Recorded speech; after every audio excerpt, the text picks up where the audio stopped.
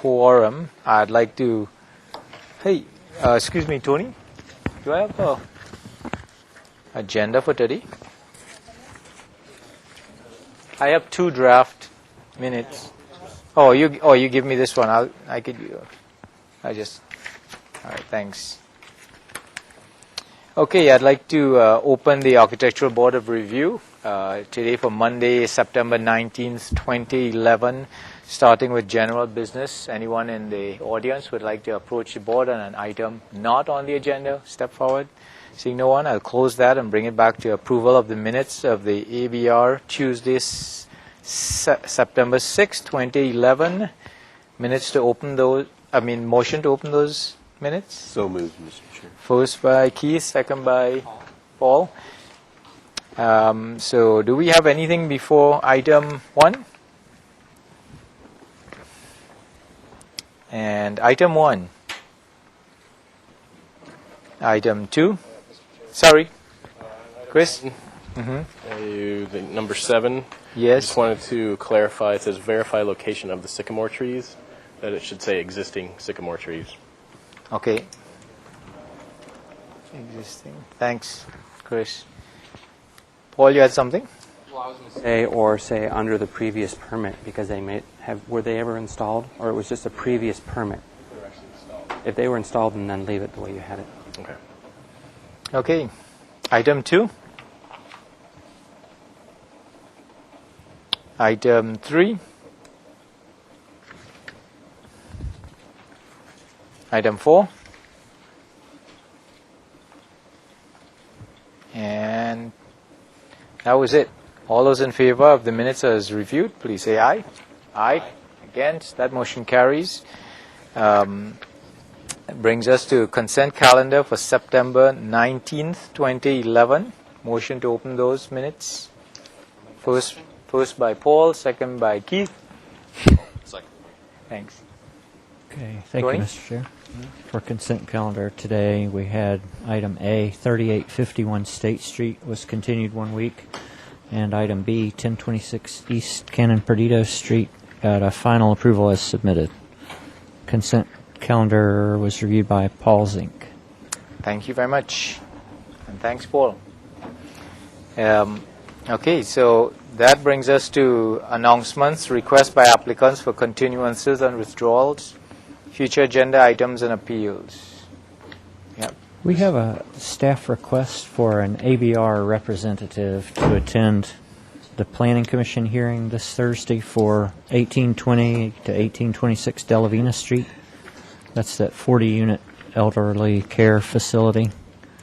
The meeting is this Thursday afternoon at 1 o'clock. Okay. So we have the, what was the motion, the last motion on that? We have, just he was, Oh, I don't know who, Yeah. what the vote was. did anybody actually go on site to have a look at the I saw the photographs that you sent, and I had a pass on the street. And that's Thursday when, Tony? September 22nd this week. Oh, this is this Thursday? Ooh. It's going to be tough for me. Anybody interested? What time is that? 1. 1? How about we nominate Dawn?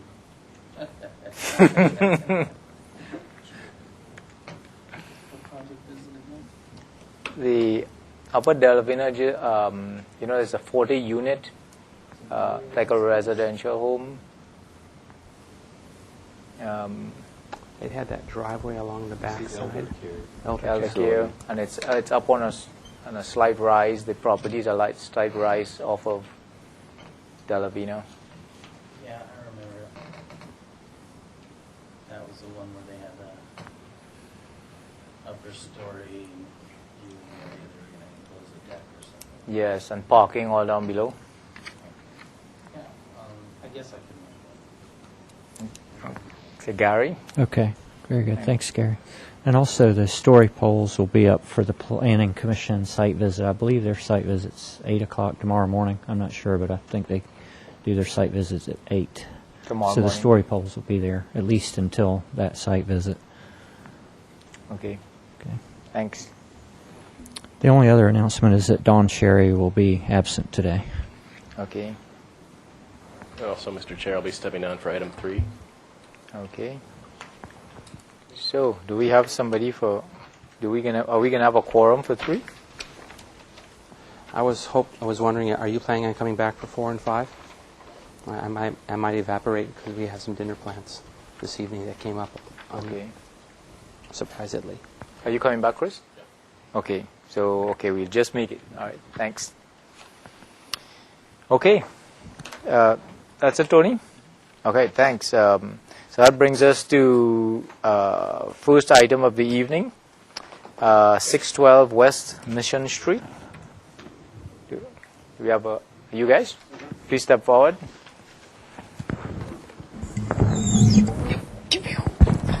Oh, they took the table. More flexible.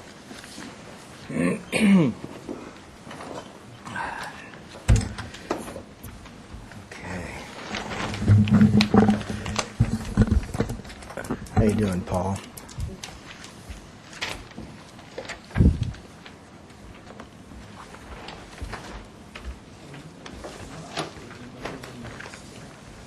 So I'll just read the motion of the last one. Provide. Okay. This would be provide pedestrian wayfinding to each unit. Show fencing or screening of the proposed parking at the front yard. The metal framing supports are not acceptable. Provide appropriate detailing of the carport. Provide a landscape plan. Identify the existing trees. Retain the 2 large palm trees if possible. And provide maintenance plan measures. Okay. You guys can then just go ahead, and if you want, we can hit the different items. Item 1? Item 1, provide pedestrian wayfinding to each unit. Jim Martin. I'm the designer. And you are? Sorry. Keith Austin, the owner. Great. Okay, go ahead. I wasn't here the last hearing.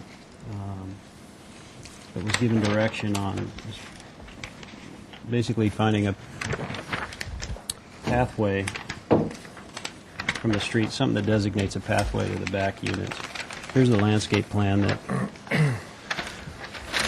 what we have is we have all existing hardscape and brick paving, and we're hoping that this will satisfy, it's basically showing a pathway into the back areas here, unit 2 front entry, unit 1.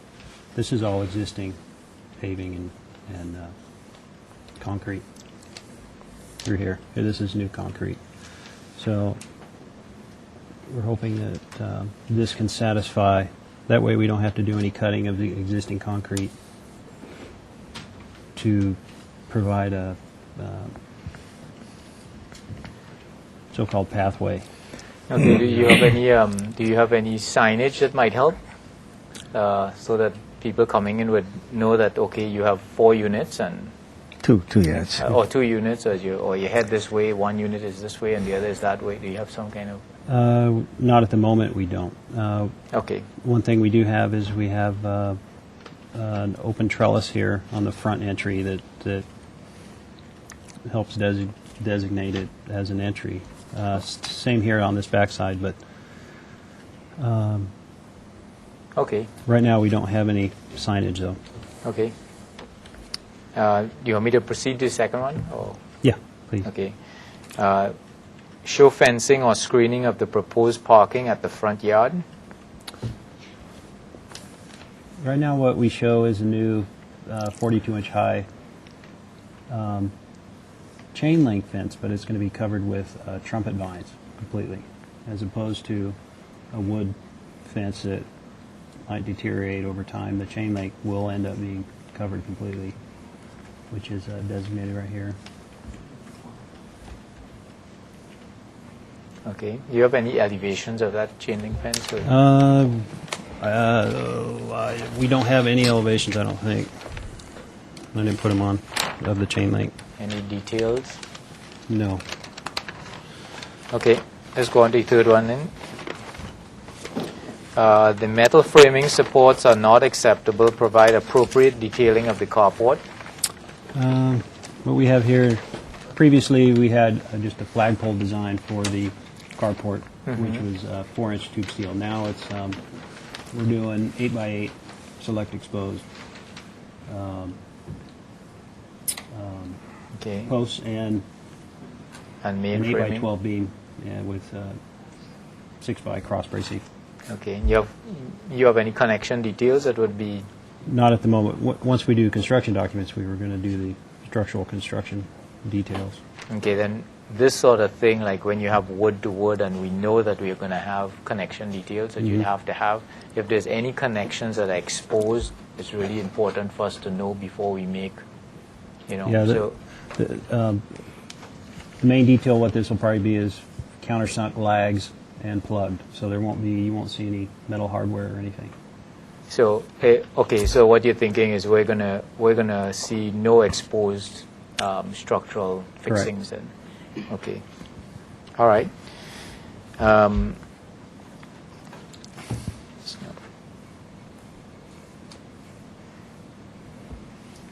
Provide a landscape plan. Identify the existing trees.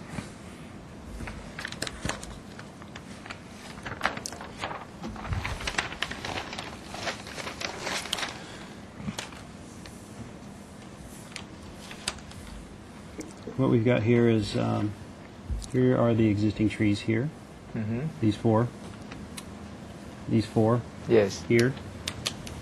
We got here and all of this number 19 and number 20s. These are all the existing trees and 19s and 20s are existing Eugenia to remain, existing ivy and wisteria to remain. Okay. and the same with item 9, 13, 15, 18. Okay. All right. Retain the 2 large palm trees if possible. Provide maintenance plan measures. We've got the 2 large palm trees, which are number 18, 18s. Okay. and we don't have any current maintenance proposed. Okay. Are they on your property or their property? They are on our property. What number was it? 18?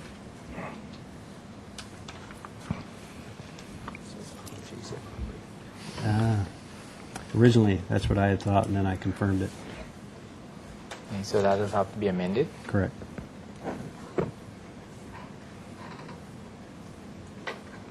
Okay. Anything else before we Uh, get into questions? No, that should do it. My portion. Okay. So I'll bring that back to public comment. Seeing no one in the audience for public comment, I'll bring it back to the board for questions. Keith? No questions. Paul? Gary?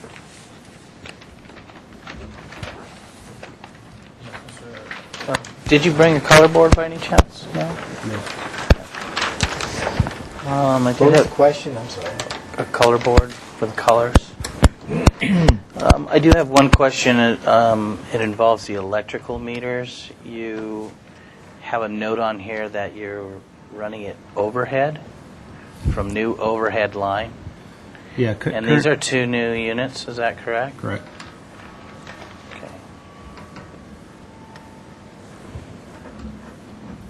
Oh, that's all. Is staff is that okay with staff to have overhead electrical lines on new units or not? That is? Well, I just know that we see new electric panels at the counter a lot of times, and we give a lot of them staff approvals, and most of them for have overhead lines.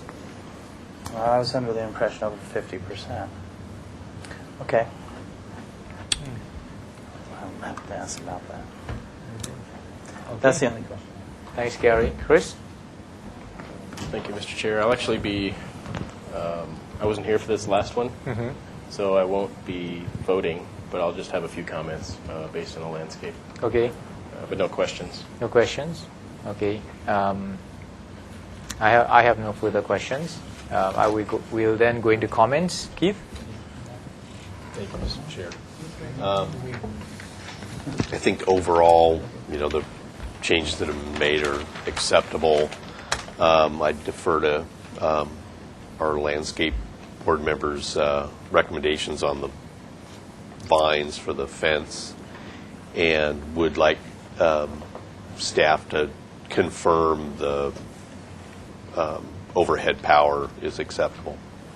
Other than that, I don't have any other comments. Thanks, Keith. Paul? I'm going to pass for a second. I'm just not looking at the plans. Okay. Gary?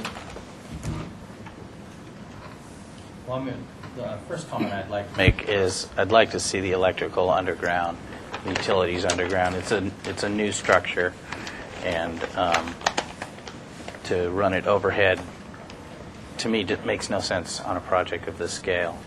So I would like to see the electrical run underground.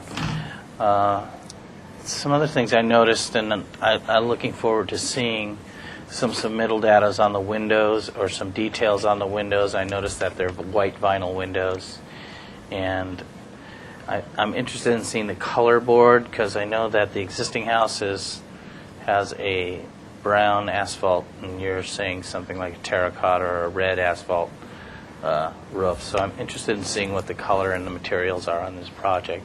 As far as size, bulk, and scale, I don't have a problem with it at all. So. Thanks, Gary. Chris, comments? Yes, thank you. One of the comments is it looks like this is very much overplanted, and the symbols that you've used on the plan don't reflect the mature height of each plant. So I would do some research into that, so you may be able to cut down on the quantities that you're using. Because, I mean, for example, you're showing the status here, the limonium as a very tiny circle, but that's a 3-foot wide plant, 2.5 to 3 foot wide. So it's shown on the plan at maybe a foot, I think, or maybe even less, perhaps. So I think if you go through each symbol and make it the correct diameter, that'll really guide you as to where the landscape plan goes. Okay. And then the same thing with the existing trees. I'd like to see when you come back the existing trees on site with the canopy as it is in the field. I mean, it looks like, I assume this tree here is the tree shown here along your Correct. property line. And again, the canopy would be at least 5 times what you've shown here. So accurately depict where the canopy is so we can get a better read on Okay. what you're proposing as well. And then, Keith, was there a mention of something about the vines? Oh. They're proposing vines to cover that fence in the front. So. Oh, right, okay. And I'm not seeing where the vines are called out. It's hard to tell. I don't see a symbol for that. Oh, I see Kansas. That's labeled wrong. So basically, if you're going to cover the fence, you'd probably want to do, 5 feet on center for that trumpet vine. And I can't tell from this drawing exactly what it's at, but that would be the recommended. Yeah. Okay. And I think once you determine what the actual symbol should be, as far as the diameter, it'll reveal a lot to you. Okay. As far as how much you can fit in there and how many plants you actually need. And then, of course, we'll look for irrigation and details and all that sort Okay. of. And then I guess I have a quick question. Were you instructed to deal with the SWMP requirements, SWMPs, stormwater management practice? That was brought up.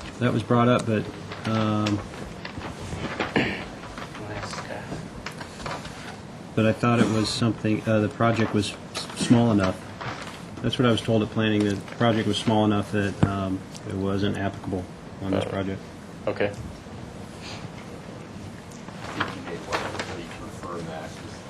You're adding this much area. I'm pretty sure that some requirements. Yeah, it seems to me that would be at least a tier 2, so you might want to double check with staff to see. Okay. And that's all I have for comments. Okay. Thanks a lot. Paul? I mean, overall, the project is fine. It's very low impact, so these are really minor little nitpickety things that we just expect to see on plans that become archived. I mean, it's really minor to say the exterior light fixture eventually need a cut sheet, just like we need a color board. And I had one other thought, and it just completely disappeared. That's it. Okay. Can I make a comment? Just make my. Okay. You're making it on his. No. It's on this gentleman's over here in a moment when you're done. Okay, I'll let you make a comment before I. All right, say sorry my about comment. that. I'm not accustomed to speaking in these types of boards, so the technicalities and the protocol and stuff are like beyond me. Okay. I understand there's a gentleman over here from the City the staff. Yeah. Okay. And I know you were talking about the overhead electrical and that you prefer to see it underground. Of course, I guess you're going to check once again with the staff about the what the rules are about that, right? Mm-hmm. If the rules, of course, are against us, because we prefer to have it as we have shown it overhead. It's kind of a budgetary hardship on us to bring this project in on the kinds of budgets that we think we need to bring it in on in order to charge the correct types of rent in that area. And the overhead power would be a hardship on us. And Underground. the underground power would be a hardship on us. So I'm just saying if the staff, of course, if there's no problem with staff, does that mean that that there would still be that objection to it? I mean, if... From my point of view, Yeah. it's a large enough project, and you're adding units to it, that you're requesting a new meter. At that time is the time to do underground, and eventually, ideally, everything will be underground in the city at one time or another. So, for aesthetic reasons, yes, I think that it should be underground. I guess I'm just asking for some sort, not a ruling exactly, but an idea of if if this board or a member of this board is against that being overhead, and staff says that it's okay, then do we have to go on? Is there any stoppage of that idea? Well, I'm only one board member. So Okay, I'm we'll just see how asking. we'll see how the Let's see. board goes. Okay, I'm just on trying that. to ask where we stand on that. You know what I mean? That's it. And Gary, you're thinking that if it's 50% or over, it kicks in that requirement, right? I believe that So is if a you have one requirement of unit the city. and Yeah. you're putting a second unit, that's 50%. So Right. it then kicks in the requirement. And you're requesting a new panel already? Yeah. Well, we have. A second Right. a second meter. Well, actually, they're relocating. Yeah, we're relocating the The existing They're one. relocating the existing one, and they're adding another meter. And yeah, okay. So, as far as I see it, that's the time for new underground. Right. Okay. So I'm going to give my comments now, and Go then, ahead. Thank you. I'll lead off at the end of that. And Okay. with the requirement for the 50%, I'm supporting Gary on, I think aesthetically now is really the best time to do it. There'll be no better time than you relocating the existing one and putting in a new one, because you'll already be running services, and now is really the cheapest time that you'd ever get to do it. So I think that this is really the best thing to do for aesthetic purposes. Do you know what those costs are? I mean, I'm just curious. Yeah, you know, I know exactly what the costs are, because Yeah. I can't afford to do it at my house. Yeah. That's how bad it is. So it's not like I'm asking you to do something that I really don't know how difficult it is to do. Right. But we're charged with also doing what's best for the city as a whole. And, if that's the requirement that the city has set already as being the threshold, then it's not something that we want to keep, each individual person keeps getting a different answer all the time. So that's the best that I could tell you. I mean, that's what we're charged with. That's why we're put here. So, but again, it's only two of us. It's going to take more votes to go the motion. In terms of the other items, I'd like to see the color board. I'd like to see the window details also. In lieu of you not having a defined walkway that actually lets people know that that's the way to go right and that's the way to go left, I think there should be some kind of plan or some sign that you know, however small it is, that, you know, once a person gets to the top of the walkway and they reach the structures themselves, they know that 2 goes this way and 1 goes the other way. Or if you can see 1 clear enough, and you can see that that's unit 2 and it has a sign by the trellis or the door, then there's some sign that says 1 is this way, instead of them going down to 2 and then asking where is 1. You know what I mean? Right. Well, So- as opposed to Unit 1 and 2, we can have the address signs on one side of the building and the other. Yeah, but if a person has to walk all the way around here to see the other one, I think if you Well, had like one here here that and here. says, yeah, that's where that one is and that's where this one is, Correct. I think that's much better than Okay. nothing at all, you know? Yeah. It would be great for this person that they're not bothered all the time by somebody asking where the other one is. Right. In terms of the chain link fence, I'd like to see a drawing and a detail of it. I'd like to see that you have a top rail, because you're going to be hanging the vine on this and it's going to have weight. I also noticed from the drawing that you just have a straight fence and it just ends there. You have no gate, right? You're Correct. not asking for a gate. Correct. So I'd like to see that drawing so that it can tell me what the sizes of the posts you're using. Preferably, if you can do it, I'd like to see that you have a bigger end post instead of the small standard one. So it kind of defines the end of the chain link fence. Okay. The fence is just going to look like an open chain link fence until the vine grows up, which is pretty fast, but still, you know, it will give that corner of the fence some kind of stature. Okay. And that's about it. I mean, Okay. that's it. So depending on how the other members feel about the electrical, we see how it goes. But I think it's 2 of us that support it, support going in that direction. Yeah. So I'm Chair, can I make one more comment? sure. Can I bring, excuse me, this gentleman up in a moment here? You want to bring him up before we make the motion? Yeah, can you? Yeah. Okay. Okay. Hi. Think an idea. This is the consultant to the Yeah. project. Jim Daub. A question, if we were to take one of the services out and just have one service to both the units, would that still require underground? I would say first check with the city staff, because it could be Yeah. really specific in what they're going to be asking for, and the 50% rule is what we are Okay. required to do when we bring our own projects forward.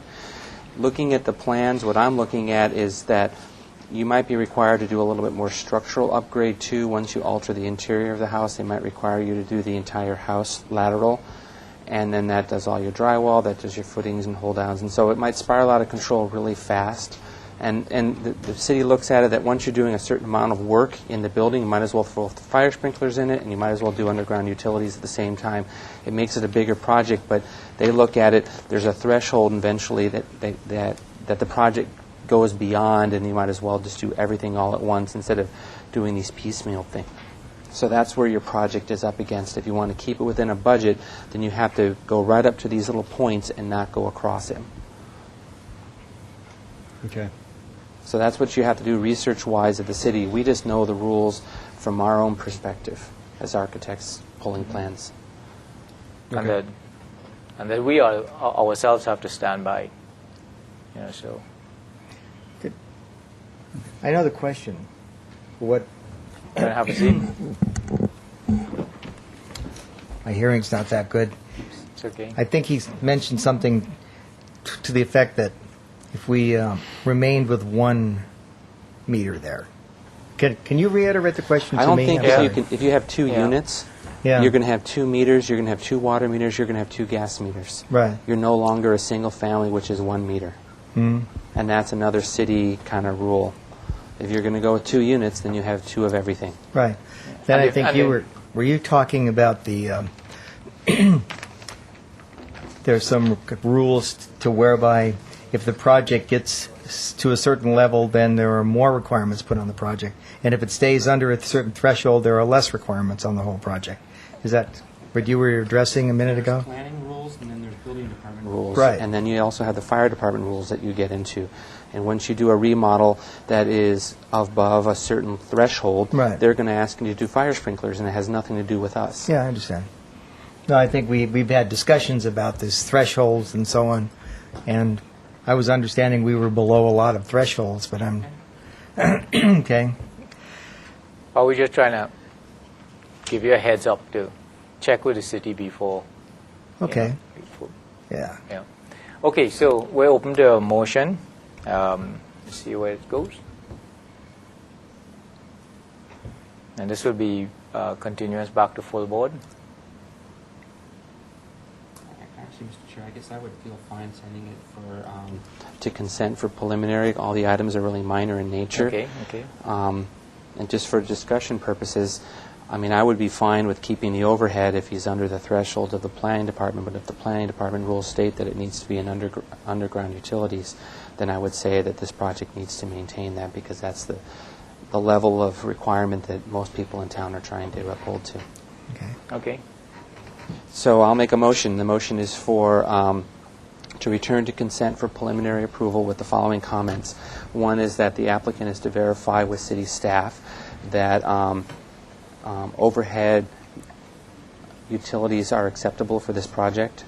The second one is to provide a detail for the 42-inch chain link fence, and it should be a black vinyl. We didn't talk about that. And it should have a top rail, and the vine spacing should be at least 5 feet on center. Applicant is to bring construction details, or simplistic construction details of the carport. They don't have to be complete, but we just want to see the type of connections you have from post to beam.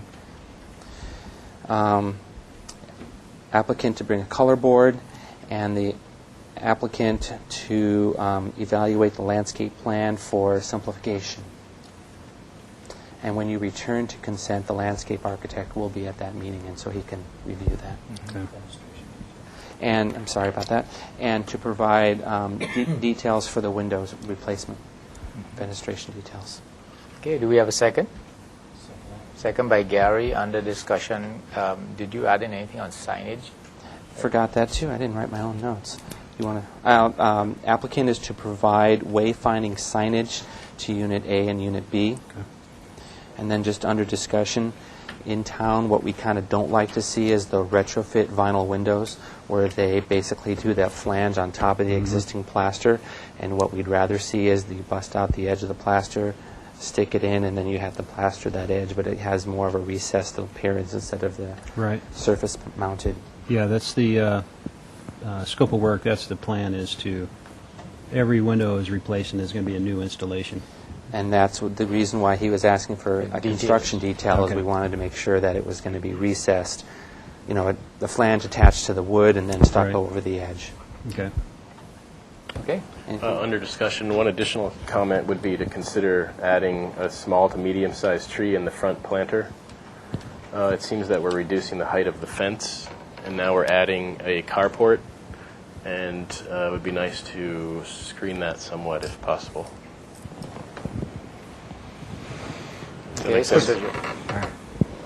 I think you'll be taking out a lot of what you have here, so that You know what I'd tree- be afraid of? Right. That there may be an overhang there, which would prevent this tree from growing. That's what I'm. an overhang. Well, from the other Overhead tree, wires. from the current trees that are there. Right. And I don't know about the wires. I'm not familiar with, but I'm just wondering, depending on where that tree is placed. That's why I said small to medium-sized tree Right. too. So maybe it tops out at 15 feet, and Right. your wires are Okay. above. I'm okay with adding that to the motion. Okay. All right. All those in favor of the motion, please say aye. Aye. Against? That motion carries. One abstention. Okay. So we'll see you back. We'll see you at consent Okay. with And these then, items, right? And then it's recommended not to start construction documents until Until for you- building and safety, until we get. Until you get your Approval. design approval. Yeah. What's the earliest we can come back? In a week. Every week. Yeah. That'd be pretty fast. Okay, thanks. Alrighty. All right. Thank you. Thank Want you. to be in 1 week Uh, or 2 weeks? We'll go for, let's say a week. shouldn't be an issue. Is that all right, staff? Well, you made a motion and voted on it. You could, I guess, withdraw You could it, open or- it back up. Well, it was return to consent, and just tell staff when you're going to return. Okay. Yeah. All right. So just tell staff. All right. As soon as you can. Okay. That brings us to the second item of the evening, and that is, let's see what that is here. 404 William Moffett Place, Atlantic Aviation.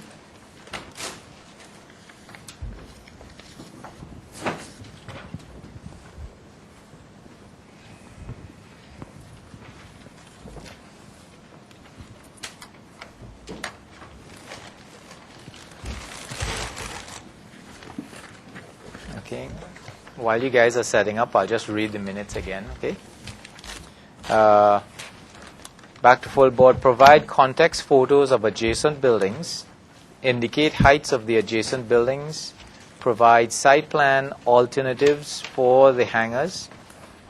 Provide an accurate site plan of all proposed and existing structures. So I need that set out of my truck.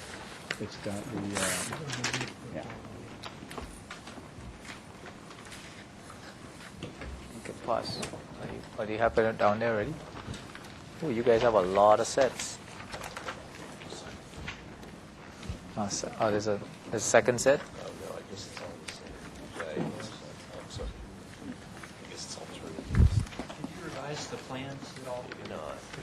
The same plan, I didn't get except this the one. revised site It's a plan, he different just went one. out I'll and take left it in this his one. truck. Oh. Now these two are different. Okay. Oh, we go, no, those are all one set, and each one of you have, there's, what we've tried to do is we've tried to put a physical picture to the rendering.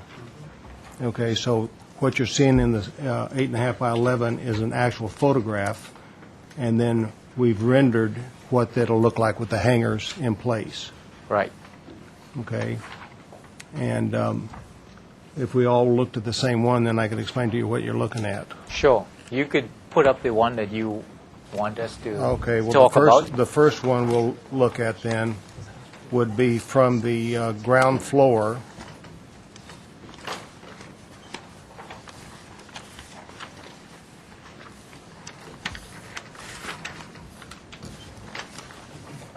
Well, this would be from the ground floor looking back at the terminal Right. from where our hangars are. Then if we Where you want the hangars to be right Yeah, here. this is the right? window, yeah, that's the window that we're really looking out, Correct. all right? Right. This other window that's there, that's TCA staff only, Right. no public. Right. And they have a view towards the east and Right. yeah. Now, the next drawing, or the next photograph is from the exit. From here? Yeah, it'd be coming right out of this, see those palm trees right there? Oh, okay. At the bottom Right. of the Right. Now, Okay. this is, walking out that door, these are the palm trees that are just adjacent to that door. And that would be the Wouldn't it- view wouldn't from it- the TSA. This is from the TSC as opposed to Right. the door, because you're looking at the top of the palms right here. Yeah, that's through that window. That's from the TSA training. And I said Okay, that great. wrong. And this is from the ground level. Okay, great. Okay. And then this would be the rendering of what you see from that. This is what you would see from that vantage From point. the ground level. That's right. Right. Okay. Yeah. Okay.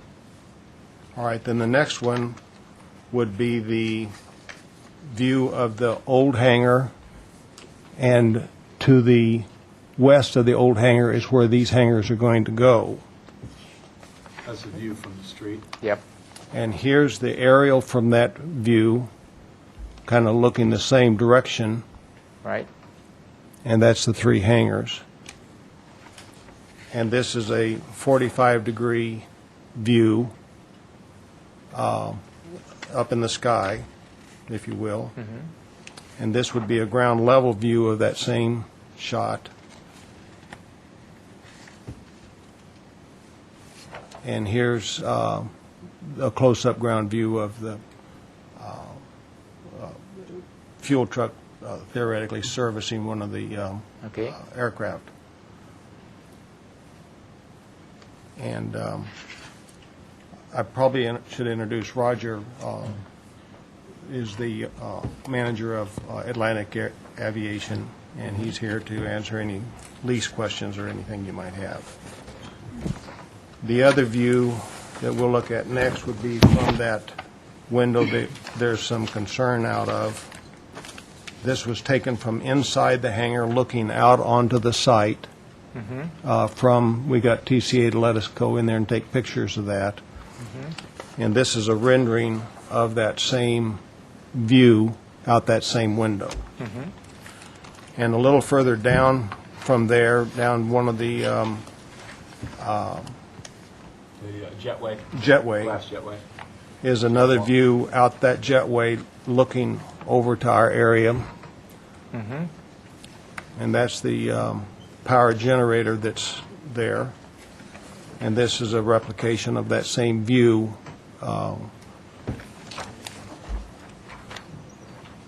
Okay. And they're both just different perspectives out that same window. Right. Okay.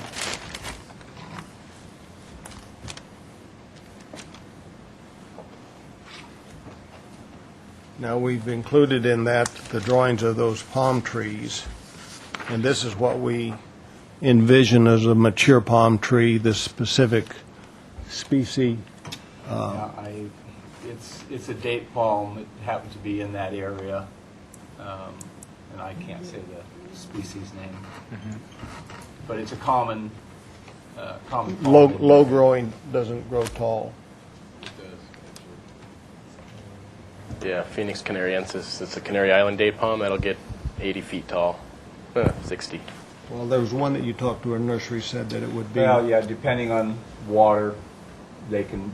This is a very old one. It has had nothing more than groundwater. So growth, I guess, not being an arborist, can be restricted by amounts of water. I would suspect that FAA wouldn't be real thrilled to have a tall one out there. So if it got a little out of hand, we'd probably have to replant. Now, what you guys last week were interested in is be sure you understood what it's going to look like from there. That's our best representation for you. I hope that works to clear up those issues. Sure. This has got the updated site plan. Yeah, that's what I was going to ask.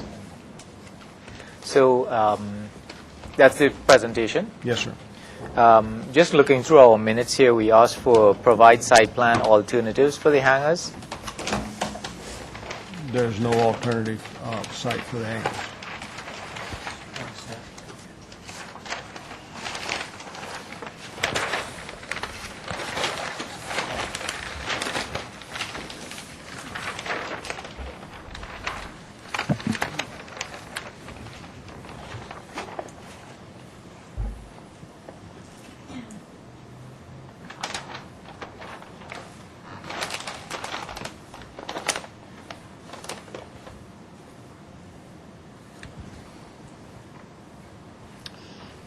Okay.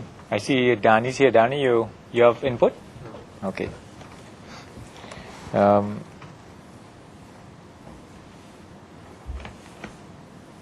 right. So I'd open it up for public comment. See if we have anyone in the audience would like to comment. Seeing no one, we'd bring that back to the board for questions. Keith? Other than these photographs, do we have any other photos of the surrounding buildings? Existing, no. Only the older hangar. I think I may have had one of this one, which is gone now. That one's been demolished. All right, thank you. Things are changing down there pretty quick. Okay, Paul? I think the answer is yes, but when the people did these photo representations, The heights here are accurate. This is 17 feet tall, according to this Yes. drawing. So they Yes, looked at everything your. is scaled. They're to scale. They are. Okay. And then the reason why, I guess, there's some older version that Gary was always talking about, that the side wings came down a little bit. The old style, if I might interrupt, the old style hangars that are down here, Right. the wing compartments are lower, Correct. okay? And that option's not available because you had little wing tips on the executive planes? Yes.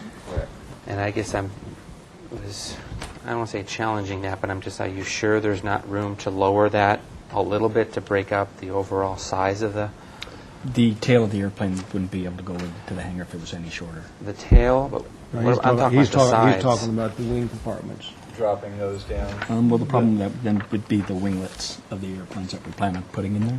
Yeah. Okay. Those were my questions. Thank you. Thanks, Paul. Gary?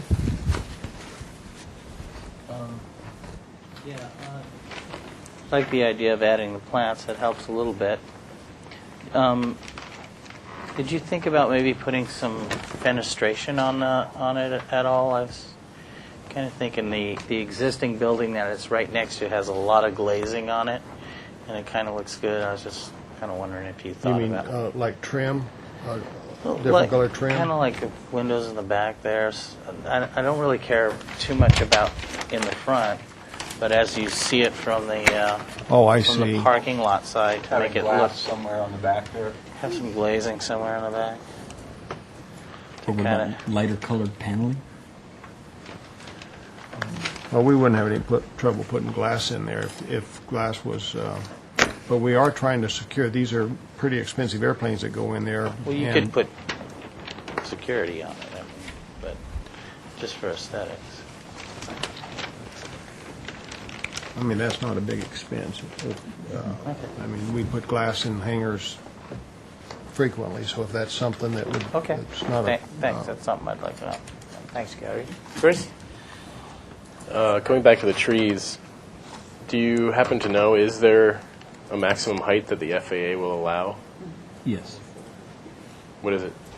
It depends. The closer proximity you get to the runway, naturally, the height becomes more of a concern. Right. If you can take a look at this one drawing here, you see that the light tower? Mm-hmm. That light tower right there is the maximum height that close to the runway. Okay. And it goes up at a rate of 7 to 1. So, you know, we've got some room there for height, but I would have expected that you guys wanted to shield the look of the hangar, not, you don't want the palm to be noticeably above the hangar.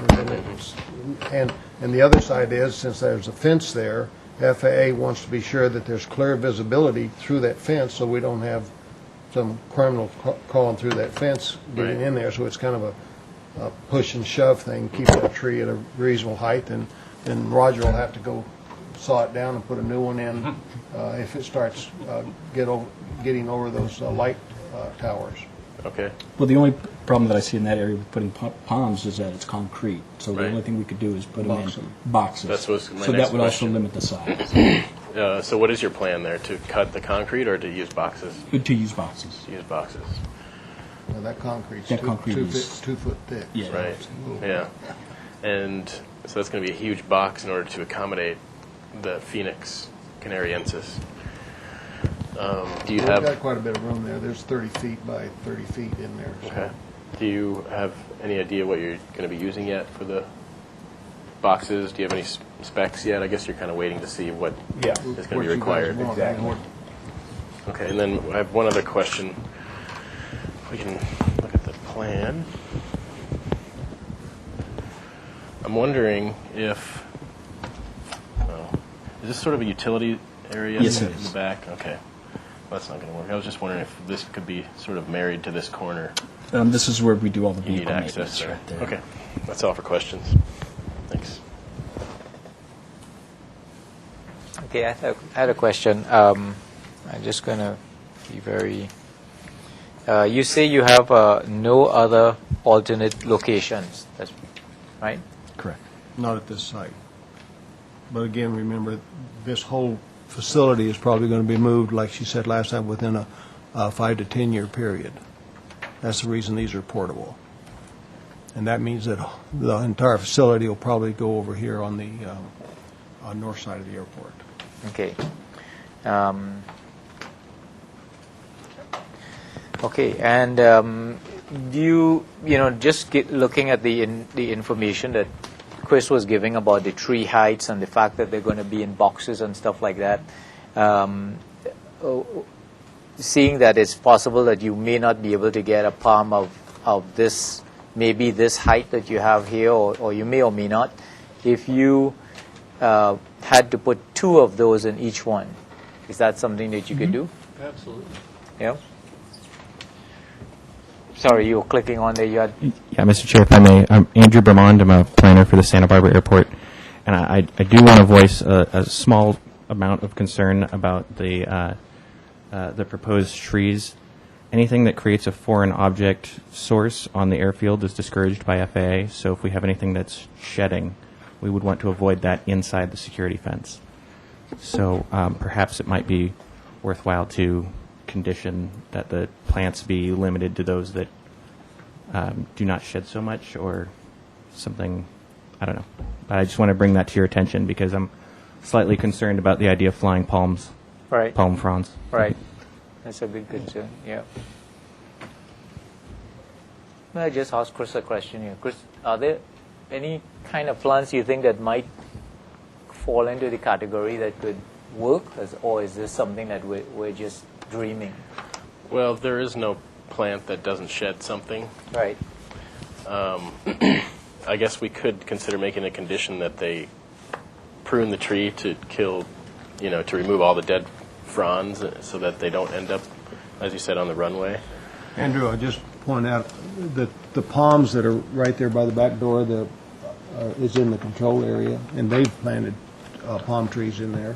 Those trees are not in the AOA. No, those are. That's not a restricted area in there? No, that's street side. That's on the way to the rental car parking lot. The fence takes a large loop in that area. It makes it a little confusing. But these are in a somewhat enclosed area, too. Yeah, they will be. Yeah. There's going to be a fence there, and they're at the backside of they're not near a runway, and they're not near any pedestrian access or anything, right? They're just between the hangar and the fence. They're between the hangar and the fence.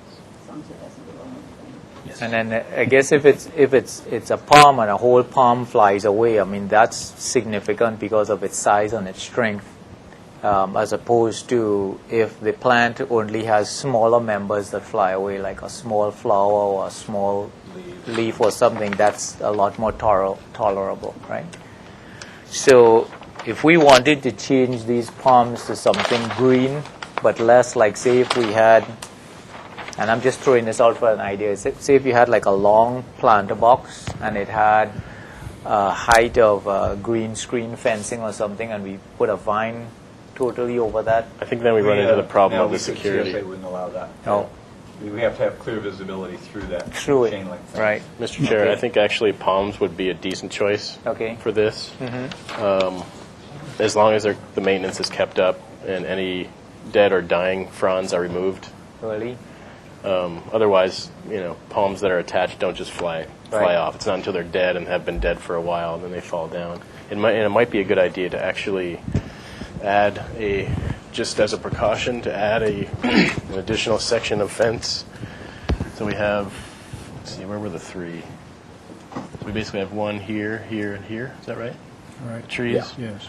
So if we just added a small section of fence there so that if fronds did fall down, they didn't get blown out in this direction. Yeah, it could be a gate if you need that access, but That's not an issue. No. And, Well, there might be an issue to have a palm there, though, because that interferes with the maintenance area. Ah, okay. okay. Maybe there can only be 2 palms there, because we're going to have trucks in here anyway. Right. So it looks that like would be- these that- 2 areas would be the best. if That we- one view, Something here where you have this 2 landscape pockets, there wouldn't be one here because you have your maintenance trucks. Correct. right. So there's going to be trucks sitting in here, distracting from the view anyway. Okay. All right. So I think we're good with the questions. I want to bring it to comments. I don't have any other questions. You don't have any other alternatives, no other locations. No, sir. You need the 3 units, Yes, sir. right? You need that height. Yes, sir. That the airplanes come in the size they come in. Yeah, and this is a temporary structure, 10 years max, 5 to 10 years or something like that. Okay, I'm going to go into comments. Keith. Thank you, Mr. Chair. I guess my concern is that there's nothing more permanent than a temporary structure, and you can see that at any public school in the area, I think, with portable classrooms. I guess in my mind, it's still kind of hard to accept this location without seeing some alternatives or rationale of why these have to be in this location. But I still have the concern that after all the effort that's gone in to do the nice new terminal with the glass walkways that we're walking out, and for 10 years or so we're looking at the backs of these very utilitarian structures. I think, these start to these views start to show how it could potentially block out views to the water, and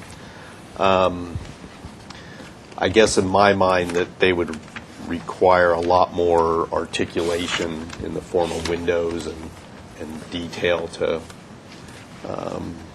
become acceptable, given that prominence from all the Santa Barbara visitors who are going back and forth between the terminal and their planes. So I'm still kind of struggling with this one, Mr. Chair. Thanks a lot, Keith. Well, I understand the volumes that you're creating, and I guess we're locked into a certain height and roof pitch, but I think you can add some character to the backside and maybe even to the sides in the forms of some windows, and that just gives what we're having to look at a little more interest. And then if there happens to be activity at night, they'll have a slight glow, and if there's no activity, then it's going to be a darker mass, but it'll have some more character. And what's really cool, show this for your benefit, is these 2 windows line up with windows on the back side of the building and give you a translucent kind of a thing. So when you had your selection, not that you're going to have windows here and on the back side, but you can just see how having some form of articulation and maybe even on the sides a little bit, each one of these little pop-ups pop-outs that sticks out, that has the tail, can have a little bit more interest to it. Because just what Keith is saying, all the money was spent on these glass whatever they were, jetways. And now we're going to be looking at a utilitarian building. And so if this is the one and only spot, then let's make sure that this temporary building has a little bit more character to it than just a metal aluminum. Like I said, putting some windows in there is not a big problem, unless there is for you. Let's just continue with the comments. Excuse me. Thanks, Mr. Chair. Yeah, I like the addition of the trees. Maybe a little research of something that's going to be better, bushier, down some different types of palms. Some lower palms would be better, but you didn't really specify any yet. If you are going to remove that 3rd palm, I still would like to see something low in that corner, in that back corner or something, to still green up that area. And I think it really needs some fenestration. I think you need to study the older building that we have right here, and maybe we don't have to mimic the architecture with the arch and the square ends. But I think to take some nuances from this building would be good, i.e. the fenestration on the backs, on the north side, and maybe some of these trims, these vertical trims that they have. I don't know, you look at it, but we should see, as Keith said, some detailing on it that will really shine them up a little bit. So try to bring it into a character that it looks more like a building. Thanks a lot, Gary. Chris? Thank you, Mr. Chair. I guess I'm a little concerned about the trees being in boxes. We kind of need to see how big of a box we're talking about. I mean, if it's not big enough and you get a good gust of wind, it might knock those trees over into your buildings and into your expensive airplanes. So I think Gary's point about the the detail on the backside. I think his little drawing there was helpful to add some kind of glass detailing there. I'm just not sure. I'm convinced that these trees will thrive, for one thing, or even survive in such a harsh environment without the proper care. So, I don't know. I mean, it is it's an important view, and it is the brand new terminal, and we are looking out towards the ocean, and now to add this is I guess somewhat painful, I guess. So I guess I would encourage as much green as possible on this backside. And you said you can't really do low planting because of the views and the security aspect, but it could be that a canopy-style tree may be more suited to this location and just provide more, green biomass, so to speak, to hide more of the building. So, I'm not sure that palms are the right thing, but I think maybe a canopy tree may be a better option and help to sort of fill those spaces and even sort of cover up a little bit of the roof line as viewed from the terminal. That's all I have right now. Thanks, Chris. Is a core drill possible on that on the concrete Oh, sure. to core out maybe a Actually, where I drilled over there is only about 8 to 10 inches deep in that back area close to the fence. So it's, it's conceivable that could be saw cut and removed and then replaced back. Yeah. If that's a tipping point, as far as boxes over. We'll also anchor the boxes. It's a little more we could permanent also anchor the planting. boxes down. Yeah, you'd have to anchor the box down. Yeah. To the concrete and then plant it. I would Okay. guess offhand different. Is it okay for comments yet? No, Okay. because we haven't finished yet. Yeah, no, that's right. I was just going to answer one of his questions. I'll give you a chance to, before we make a motion, I'll give you a chance to say something. I'm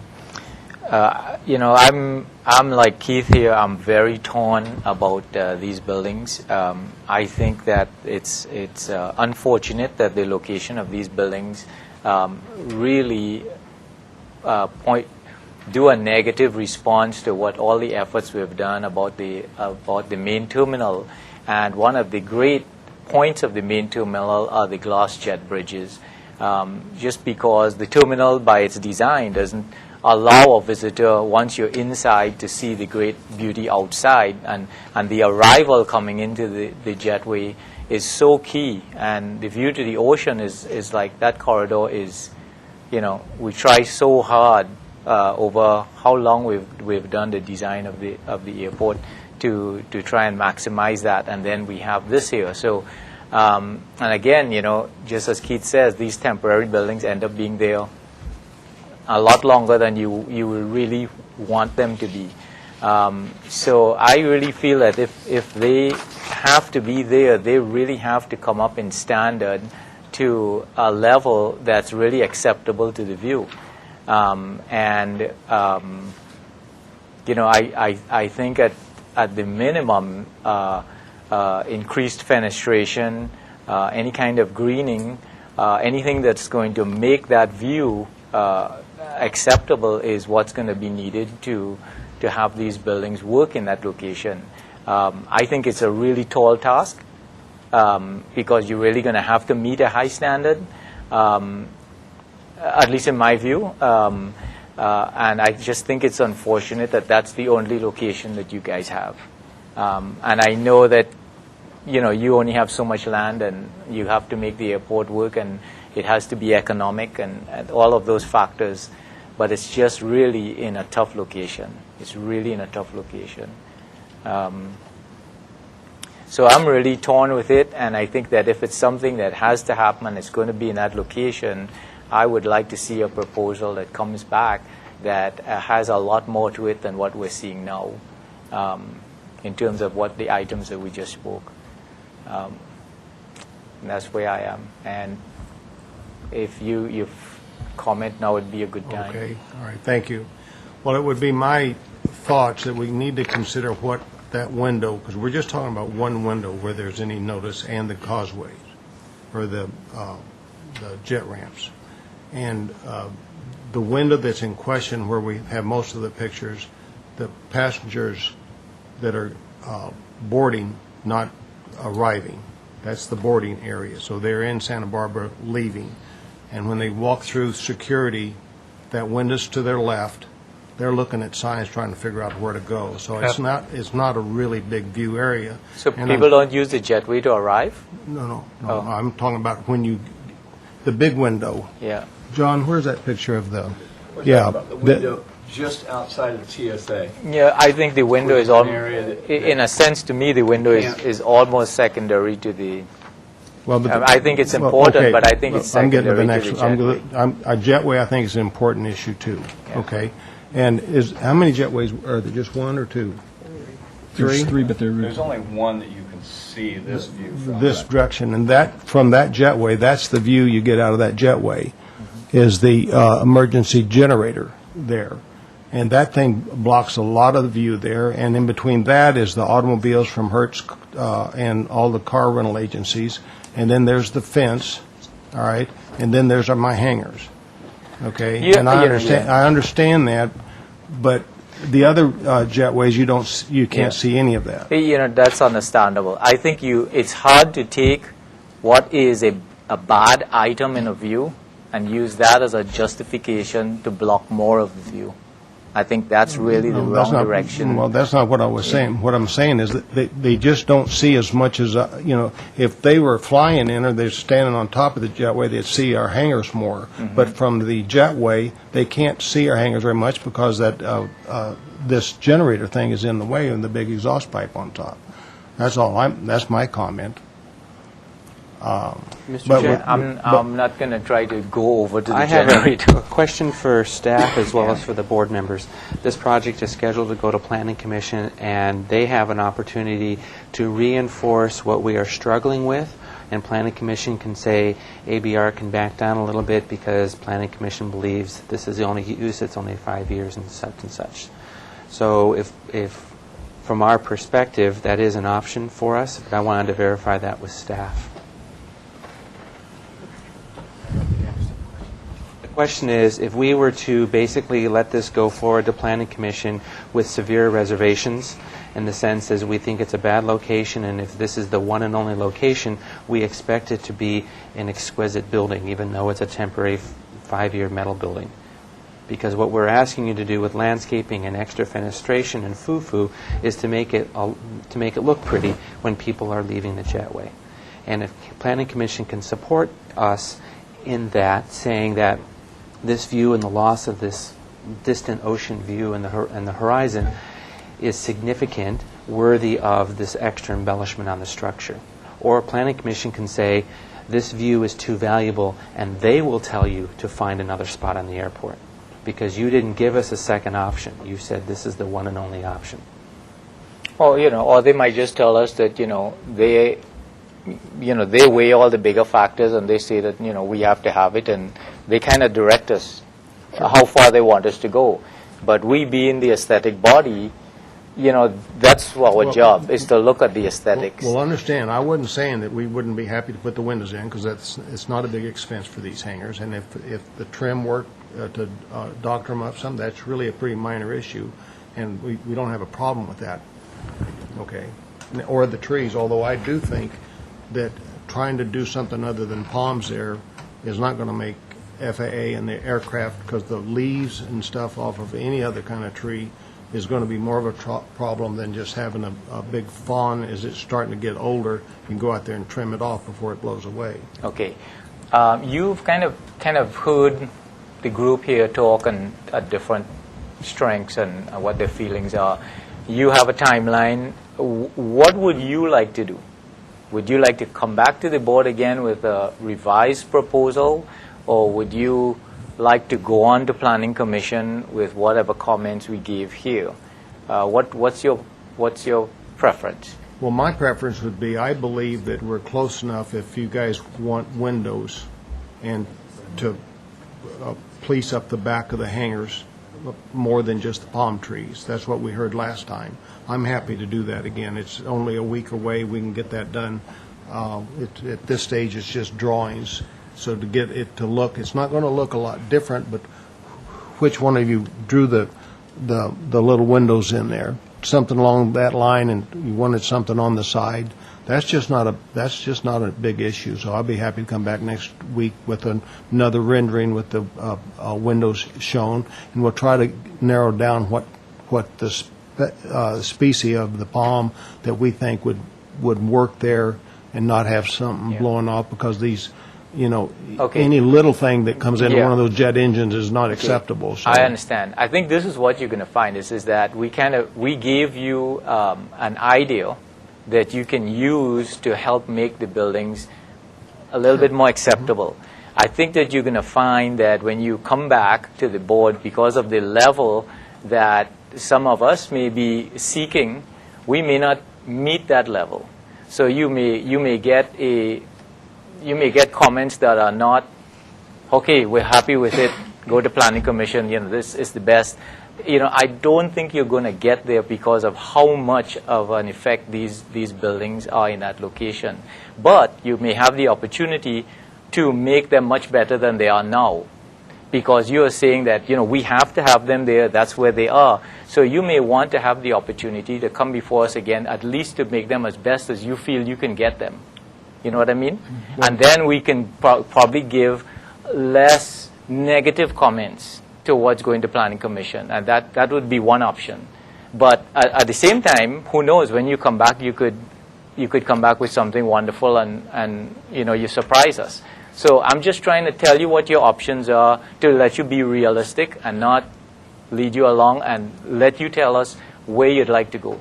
Well, if I might ask you all a question, you guys are all architects and understand, do you think we can reach that level with some window dressing, and if someone made the comment flue to make it look a little bit... I think what you're going to have from this board is that the board is always at the end going to have a problem with the buildings in that location. That's number one. We're always going to have a problem. And the next best thing I think you can find is, if we're going to have it, is to try and have it in its best scenario so that it can be acceptable for the timeline that you guys are asking for. And realistically, I think that that's more the direction that you have to go in, because if you have no other options, other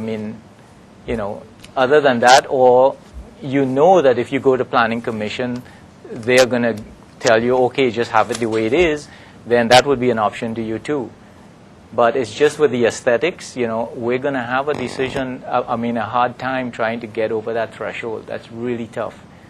You probably could sense it already that, it's just tough for us to get there. It would even be easier for me if it were the two units, but the three of them just going all the way out there, closing off that total aperture to the ocean, it's just difficult for me to get there. And others on the board. Yeah. Mr. Chair, they don't block the view to the ocean. One of the things that I'm looking at is these three palms don't really screen this thing at all. I'm just wondering if, depending on the, where are we looking? If we want to create sort of a semi-screen here, I'm wondering if we could, kind of put two of a lighter palm at each corner, so to speak. It could be in pots, but that basically gives you a little clump at each corner. 1, 2 here, 1, 2 here. Ideally, they'd be in the ground. Maybe it's queen palms or king palms or something like that. But then you create this sort of almost a raised hedge, so to speak, that helps to at least screen the roof of each hangar, and it does something to break it up. I think something like that, with the addition of the windows and the details, at least as far as I'm concerned, would help me along with just greening it up a little bit more, I guess. Okay. So here would be a couple palms here, a couple here, and then as you go down the line, you see that it starts to break up the roof line and soften everything up a little bit. So just a suggestion. Palms are kind of in keeping with the area too. Right. Yeah, and it could be the same ones that they were just planted, wherever that photo is. I think those maybe were Chinese fan palms, or right. And it could be. Yeah. I'm not sure what those are, but it looks like they're acceptable in the area. So just a suggestion. That's a good idea. So would you like to come back to the board? Well, I'd like to come back to the board with some of the suggestions you guys have made, However, if I'm going to come back to the board and whatever we do, you guys are going to say no to, and it's going to still have to go to the planning commission with you guys putting an X mark on it, I think we're all beating our heads against the wall. I don't think it's a case where we're going to put an X box on it. I mean, we know the reality of the situation. There's going to be some hangers there. Somewhere in that area, you know, the airport has to keep running. You know, we have to make money. We have to. There we go. The place has to run. You know, we got to pay our taxes, and everything's got to pay for, you know, that sort of thing. So, you know, we want this to work. We want you to be able to put as many as you can there to make money and generate income and stuff like that. We're not here for the big picture. We're not the city council and we're not the planning commission. We're put here solely for the aesthetics. And they ask us to look at that in a more focused way. And that's our charge. And we will always say that they're in a really difficult position for us to find a comfortable place. But what we'd like to do is get you to a place where your buildings are as acceptable as they can be. Send you on to planning commission. Tell them we have a problem with the location, but we've got them to work with the shell of the building, and we think that this helps a lot more than the shell that was there. And then they may find, hey, that's all, we got to work with it, and that's fine, So we're not going to deny it. We're just going to, help you as much as you can to get that building to a better place. I'm willing to get y'all's help and to come back if that's okay with you, Roger. Yeah. Mr. Chair, would a member of the board want to come to Planning Commission's hearing on Thursday to voice concerns directly? Or because my primary interest here is to take notes, since we won't have minutes adopted, so that I can reflect the views of the board at Planning Commission. But if one of you would like to attend and speak directly, I think that might be helpful. That's at 1 o'clock too? That's your... Andrew, would you be making that report even if we come back here next week? Tuesdays are tough. Yeah. So you're going to Planning Commission before coming back to us then? I wasn't thinking of that. Mr. Chair, Danny Cotto, I'm staff of the Planning Commission. It's scheduled for this Thursday, but like we continued it last time, we could continue it from the Planning Commission again if that's the consensus of the best way forward. Otherwise, we could go, and have one of the members come and voice the concern, and we'll do our best. I won't be here, but Andrew will do his best to voice the concerns of the ABR, and then see what happens. It's pretty fluid. We could. Well, preferably for us, we'd like to be able to help you guys get to a better place where we can give better comments to Planning Commission, as opposed to just standing there and saying, we have an issue here, and we haven't quite resolved it. And then they feel that, well, they have to solve the whole thing. And then what use are we? No, I agree with you. So I would prefer if you guys came back to us to do as best as we can. That's kind of my... We agree with that. Yeah. Is that okay with you? Continuing the item is fine. I will need a letter from the applicant authorizing continuation so that we don't exceed our Permit Streamlining Act deadline. That's all. Yeah. So you guys... So as long as they're all right with it. Okay, so we have I think we know where we stand. We're open for a motion then for the applicant to come back to the board, trying to revise their application to take into consideration the comments that we have voiced here at this meeting. And that would be the next meeting, right? 2 weeks? I would like to start with that motion. I'll make the motion that the chair just floated. Gloria, you comfortable with that, or should I say it again?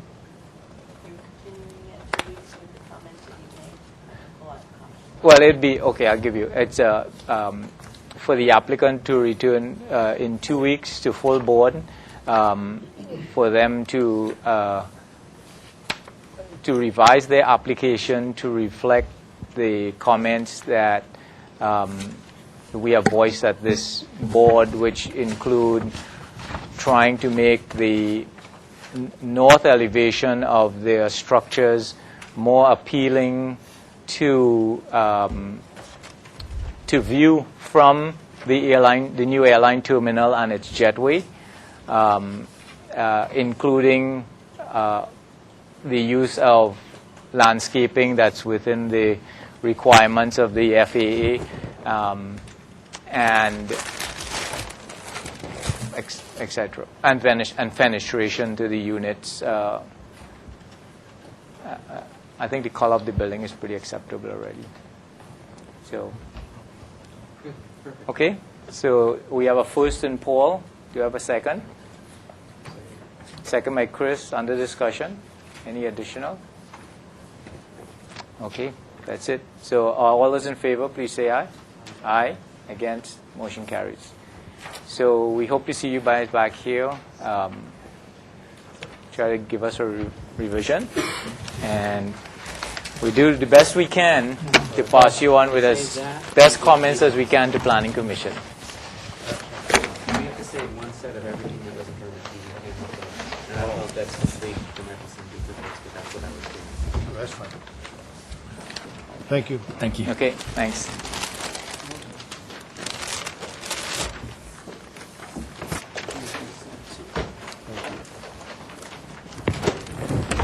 Okay.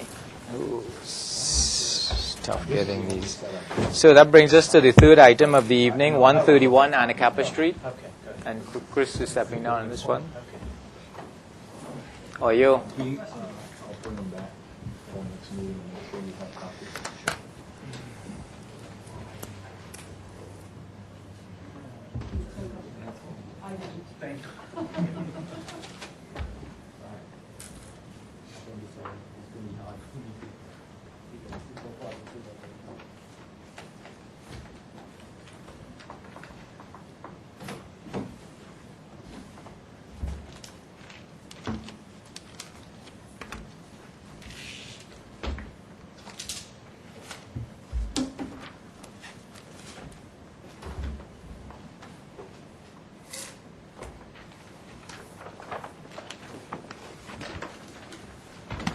Actually got a color set of drawings. It's probably sprinting down the street at the moment from ARC. Let me put this in.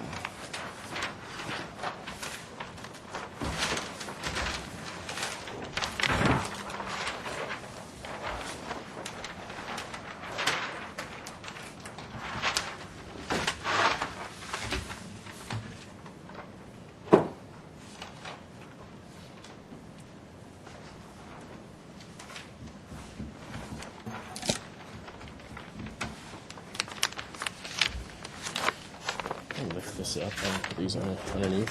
Okay. You want it underneath? Yeah. I'm just going to need the whole thing there. So we do that. How are we going to do the landscaping last?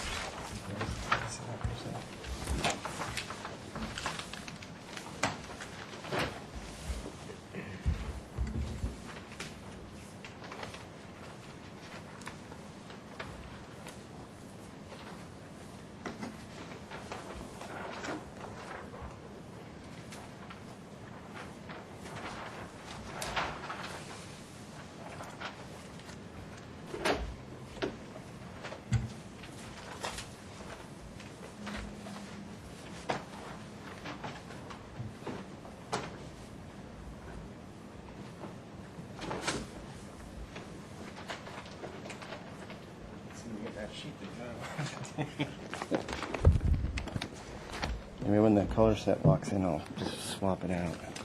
Okay. Did you, Josh, you want me to read this, or are you going to go through? Actually, I know you like to.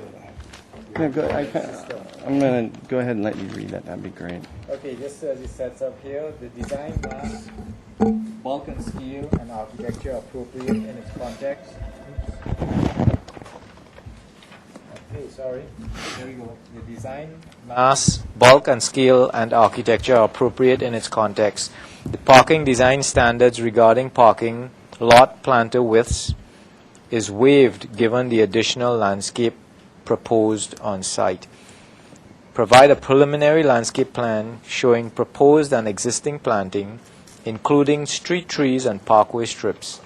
Provide a roof plan showing future mechanical and green roof locations. Provide a color board, details of fences, gates and awnings and lighting. Photographs of the streetscape from a pedestrian view, and study the existing clay tile edge and ridge details. Alrighty. 9. Study the possibility of additional depth at new wall openings. Consider integrating a sign program into the design and show the existing and proposed exterior lighting. Okay, thank you. So Josh Bloomer here from AB Design Studio. I have Chris Gilliland. Did I get it right this time? I never did, do I? Okay. Gilliland. It's a hard G. Gilliland. It's a hard G. Common ground. We've brought along a conceptual landscape plan for you guys to review today. I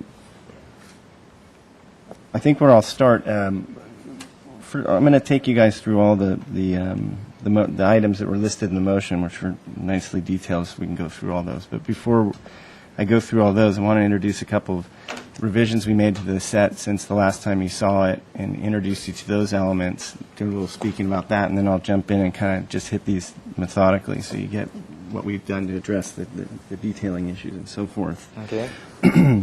One image I actually added to the set because for some reason to me it really speaks to what the existing condition of the site is, and there's a certain element there that we like, and it just kind of anchors our discussion and design. I'd ask you guys to take a little bit of a look at it as well. It's What's this? yeah, it shows kind of the condition of the building and the nature of this kind of very utilitarian structures that are on the site, and somewhat you can tell what the groundscape is kind of a patchwork of different kind of surfaces that were poured at different times to accommodate different uses. So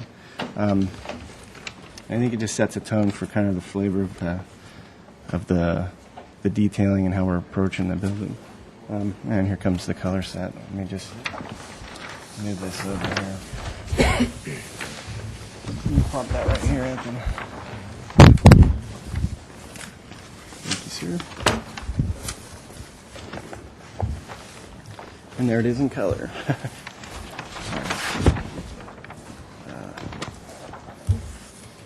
So,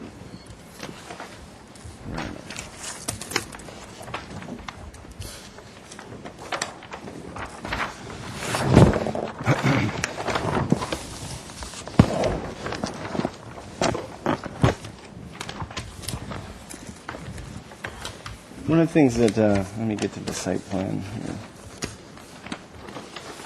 Wait, do we want to go back and look at some of the images that you guys were asking about? We actually updated these. Would that be helpful before I launch into the discussion on design? Yeah.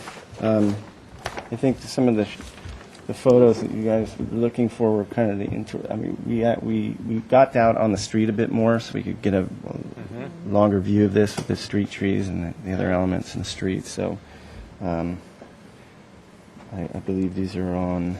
These are really helpful. I hate doing this upside down. Is this Haley? This is Anacapa. Anacapa, and then this is on Anacapa as well. Mm-hmm. You're straight on with that building that Anacapa, faces yeah. up to Yanarnali, and looking down the sidewalk there. And this is the Yanarali elevation as it marches on down, and Right. looking at it from the other end. Two in the And corner. again, this one, we're on the other side. This is our Helena Street. Looking at that building, that's kind of this image I was showing on the front. Right. Again, straight on, and kind of down there, and to this building here, Right. which heads towards the railroad tracks. Great. Wow. There's a few looking into the south here. Yeah, these are getting more into the internal side. You can see we've got some of our vegetation started already. This is Old Bay Cafe elevation, Right. kind of standing from the parking lot, and then this is looking down the building that fronts Yanarali, kind of what that elevation looks like towards the interior. Right. Again and again, and then back to the backside. And this is that short little building at the end of the property towards Lena. Right. And then some detail into the side of the old canning building. Right. And then I think this is more of a referential shot from the Right. neighborhood. And these are more referential shots in the neighborhood as well, including those train tracks and so forth.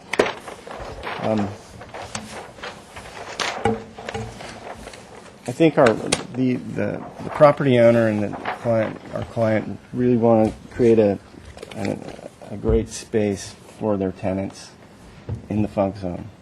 And one of the things that we kind of looked at after our last meeting with you guys was that, there's not a lot of habitable outdoor space on the site. We've had to use a lot of the parking, or the parking's used up a lot of the space. As you see, we've used these trellises and created a little courtyard here and here to try and bring some of that into the project. And I think where we ended up is looking at how to design a rooftop element that could give us some outdoor space for the tenants to enjoy as an amenity, as a part of their use of the site, and create some more usable outdoor space on the site. So I'm going to talk to you about what we came up with there.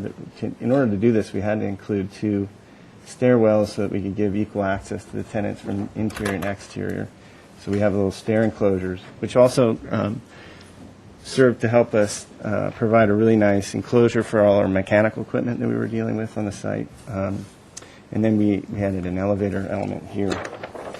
I'll come back to this as detailing for the fencing. Maybe what I ought to do is go right to this section here. Let me start with the quick roof plan. So here's a roof plan showing that. This is Yananali Street. This enclosure houses a stairway that has access from multiple tenants in the exterior. This one does the same. And then we've got a small detached elevator with a small little gangway that leads to the roof deck. And then what we've done on the roof deck, and I'll show you in section in a second, we've done like a live roof planting strip all the way around the perimeter edge, facing out to the kind of the public areas, and then towards the interior roof, we've come kind of right up to the edge of the building with a railing detail. A railing detail for the roof, and what we're proposing is a Trex deck on top of wood sleepers. It would be sitting on top of the deck to maintain some of the existing drainage. We're using planter boxes with a railing system built into them that make that enclosure. And there's a combination of landscape elements that Chris can get into a little bit more all the way around the building that connect with the vines that we're putting on the outside of the building. This section here, we thought it was important to include the street because one of the things we were really studying is this view angle and how you appreciate this from different vantage points. We studied a bit of the different setbacks we could do to the roof to make this work the way we wanted it to. And we've detailed it to a certain degree to make sure what we're proposing actually is workable. We've thought about what's happening down at the sidewalk level all the way up and really thought it through all the way. We're obviously going to have to re-support the roof, and that'll come along in the construction phase. But I've gotten a few elevations to look at here, which we can go into, showing the interior courtyard and the estate, or the Yananali side. I'm going to just show you quickly a couple of renderings of what that looks like, and then I'll jump into the comments from the last meeting. Let's see here. This is a street view. Again, Yananali, looking at our elevation here with the elevator tower. I can go into some of the logic of how we devise these enclosures. One of the things we look to do is keep their height as minimized as we could, and we dropped the, if you notice in the section, we've dropped the mechanical equipment and worked the stair in a way where we can kind of have those two work together and keep the height down. Looking at some elevator options that use hydraulic systems and don't require a big top story pulley or I can't remember, there's a terminology for this space that they create at the top. Overhead. Thank you. So that can be minimized, and it's probably worthwhile for this project. This is a side elevation off of Anacapa showing those elements, and the kind of the greened up fencing. Selected a few different views. This is kind of self-explanatory, just a series of different shots, kind of mainly looking at it from the street level, from the kind of the three cardinal points that we have on the building. And then we've got a, just for reference, we've got kind of these bird's eye views to help locate things and understand it holistically. And then back in, these are a little bit more intimate. And again, you'll see we're using the corrugated metal siding on these, which is something we pulled from looking at the roof after Chris's comment last meeting. So let me get into the different elements we were asked to look at. So I'll hand this over in a second here to Chris for landscape discussion. So let's go back to that wall section. Talk about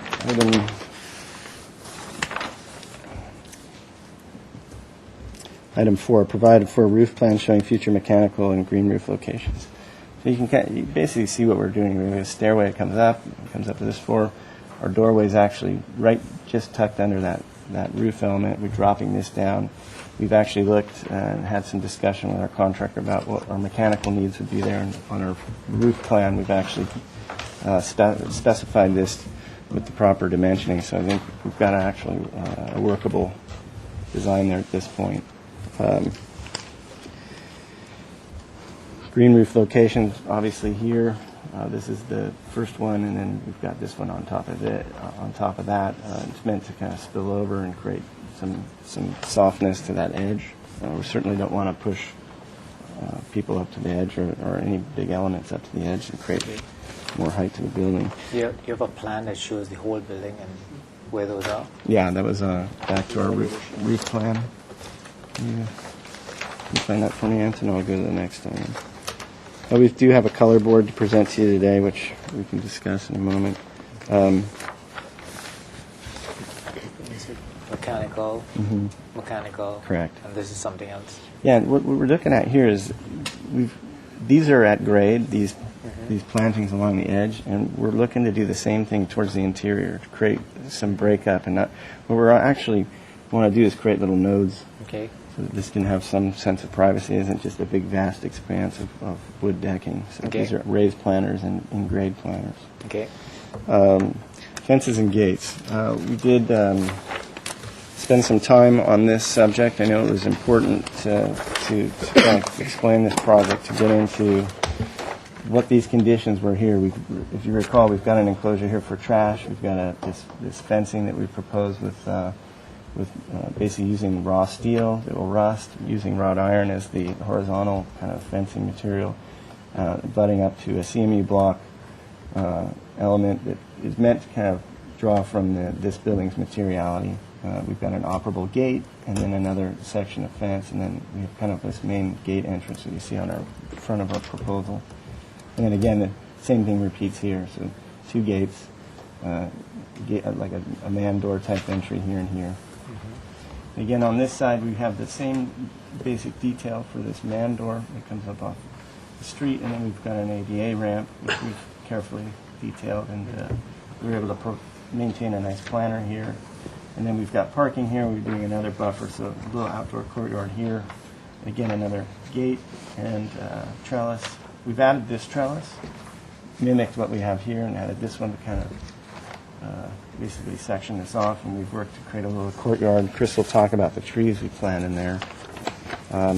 We think this will actually be, we were originally planning to let this be a drivable area, but I think what we've decided to do is at this point block that off and make it another amenity for the tenants. We've got some kind of enlarged plans that describe how that all lays out, and then we've also got some details here towards the back to detail the gate and the operating arm and the motor. These are details showing our trellis design, which one of the comments last time is they looked a little bit thin. We've thickened them up quite a bit, 6 inches. Basically, the idea is an angled kind of frame where we're dropping in a perforated corrugated sheet metal. There's a little detail to help describe that. It creates a really nice effect and matches really well with the kind of the material palette we're proposing. That'll be supported back to the building with a tie rod and clavicles and such. to support the trellis that runs kind of the length of the old Bay Cafe and the other side, we decided to use a nice wood beam. We want to find like a reclaimed wood post, like an 8x8, something substantial. Let that serve to create like a different material instead of the metal to do those elements.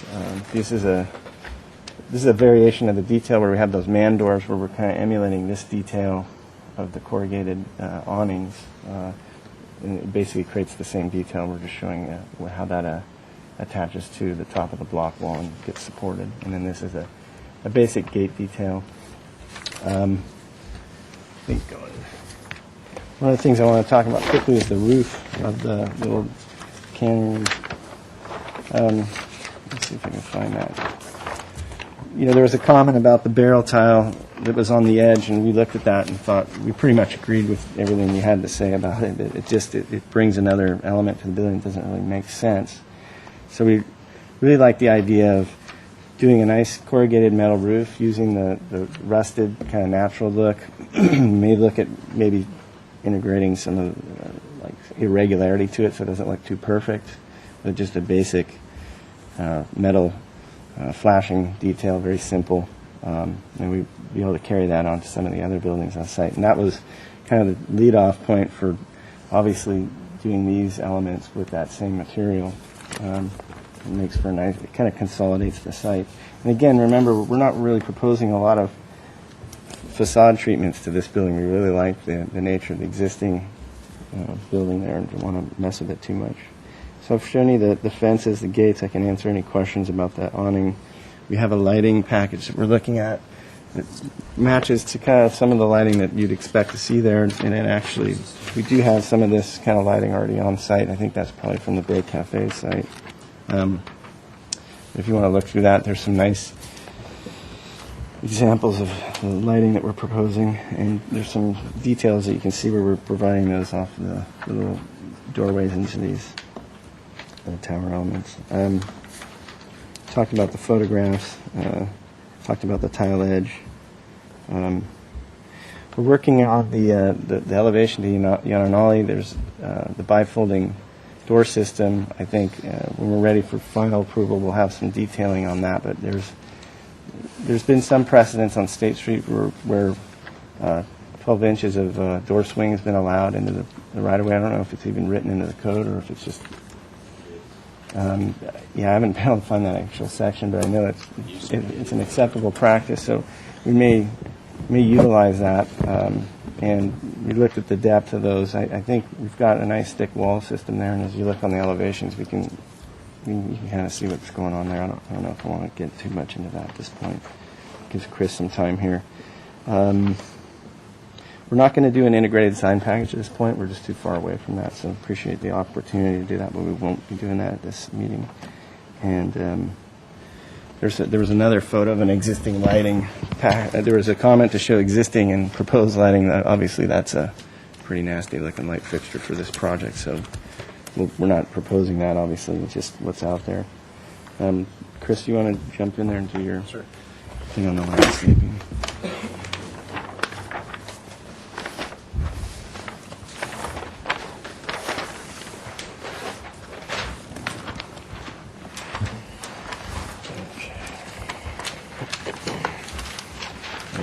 On top.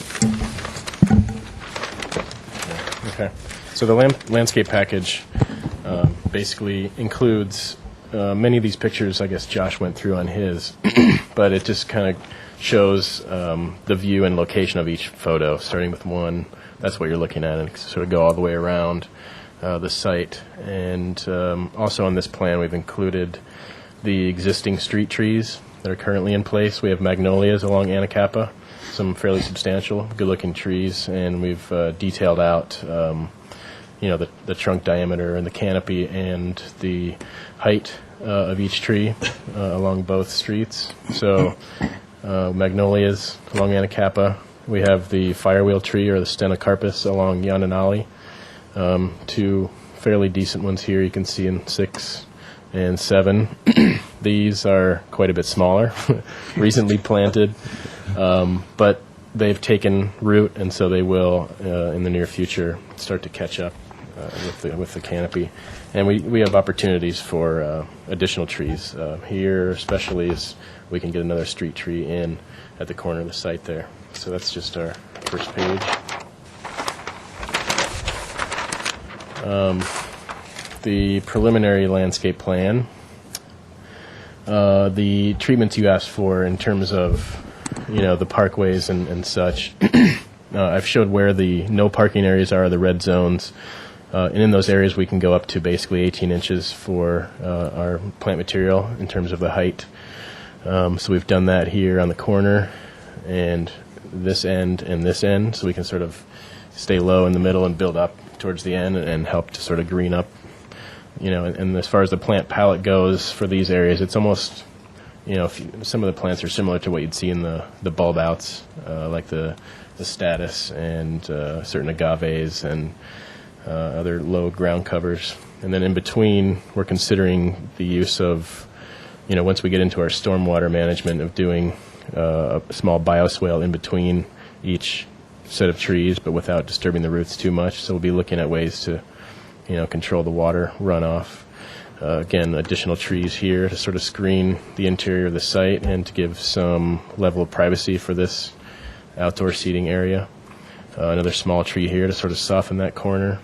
And as Josh mentioned, we've sort of created this pedestrian plaza zone, which I think is about the trees real quick. One of the things I kind of pushed into Chris's court on this is as we were dealing with the new elements that we're creating that have some volume, these two stair enclosures and the elevator. One of the things I wanted to do is create some verticality in here to give some balance to the, if we're going to be bringing stuff off the ground on the side, I wanted to give some trees to that zone so that and Chris brought this up early on to me, that when we look down this view, to have that serve as a foreground element for this item, because it is kind of a new element and needs, just without that, I think it has a different quality. And then again, on this view, it sits in the background and helps. This helps to ground control those that. elements. So we're looking at doing something here that the trunk line goes up to where the awnings are, and our canopy starts to kind of evolve in the second floor zone. And so these would be a bit more mature, I think, when we were looking at them. Yeah, so we'd be looking at getting some substantial trees off the bat, and again, canopies up high so that we can walk around and underneath. And it also, we talked about using a deciduous tree so that in the wintertime this doesn't get too cold in this zone here. So, again, we have the two arbors here, so that creates a nice little pedestrian plaza. I think that's a really a big opportunity for this lot. Beyond that, we were actually able to almost get back our 5 feet here. We shifted the parking a little bit up, so we now have a greater buffer than what we had originally, or what they had shown. Yeah, I didn't mention that when we were talking about this. We did spend a lot of time coordinating with Chris to get some good dimensions there that he was happy with for these fence areas that we didn't have before. And then beyond that, we're looking at maintaining an 8-inch planter around the entire building, basically, here. So we can grow vines, and basically so that those renderings that you saw really, come true, and we get a vine-covered facade around this whole building. And I think that's going to be also a nice feature, and not to mention the green roof around. And this is really a very green element surrounding up top. It'd be a really nice place for these tenants to take a break and to gather. The raised planters and in-ground planters, as Josh said. Let's see, beyond that, we have a couple of additional planters up here. And another thing that's going to be important here is the ground plane, because we have a lot of it. And Josh sort of hinted at it earlier, that we want to maintain possibly some of the historical features, like, sections of concrete that we may be able to save, just to give that sort of historical, yeah. Hopefully no asphalt, but for the authenticity of the site. Right, it's keep it funky in the funk zone. But we have, again, some good buffer areas from the street here, and a fair amount of decent landscaping opportunities. And this just has sort of a rendered look at the streetscape and in the section, what you'd be seeing here, with the existing and proposed street trees, some substantial plantings up towards the ends, in the red zones, and then basically you would probably just see this. It may be a diamondie or a low grass in most of that parkway. And again, showing the vines going up the facade here and the treatment at the top of the roof.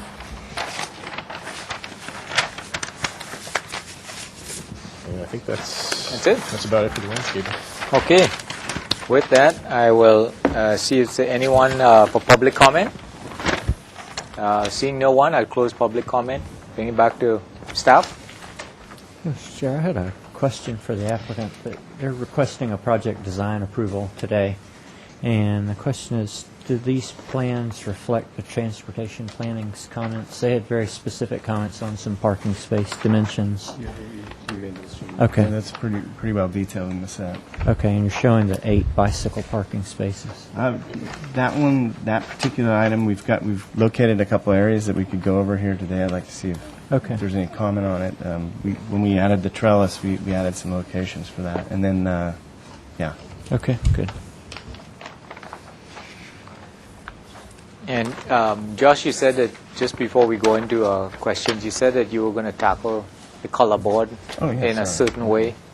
I I just was going to save that to the end. So we've actually I've taken the photograph. Where did it go? This is actually a photograph of the building on Garden Street, which has that rust-covered corrugation. I think if you want an example of the look that we're looking at, that's pretty much it. I've showed a kind of a beam detail or a post detail for the trellis here. The rest of this is color, a basic white color for this building. Like I said, I don't think we're going to be overpainting this, just cleaning it up.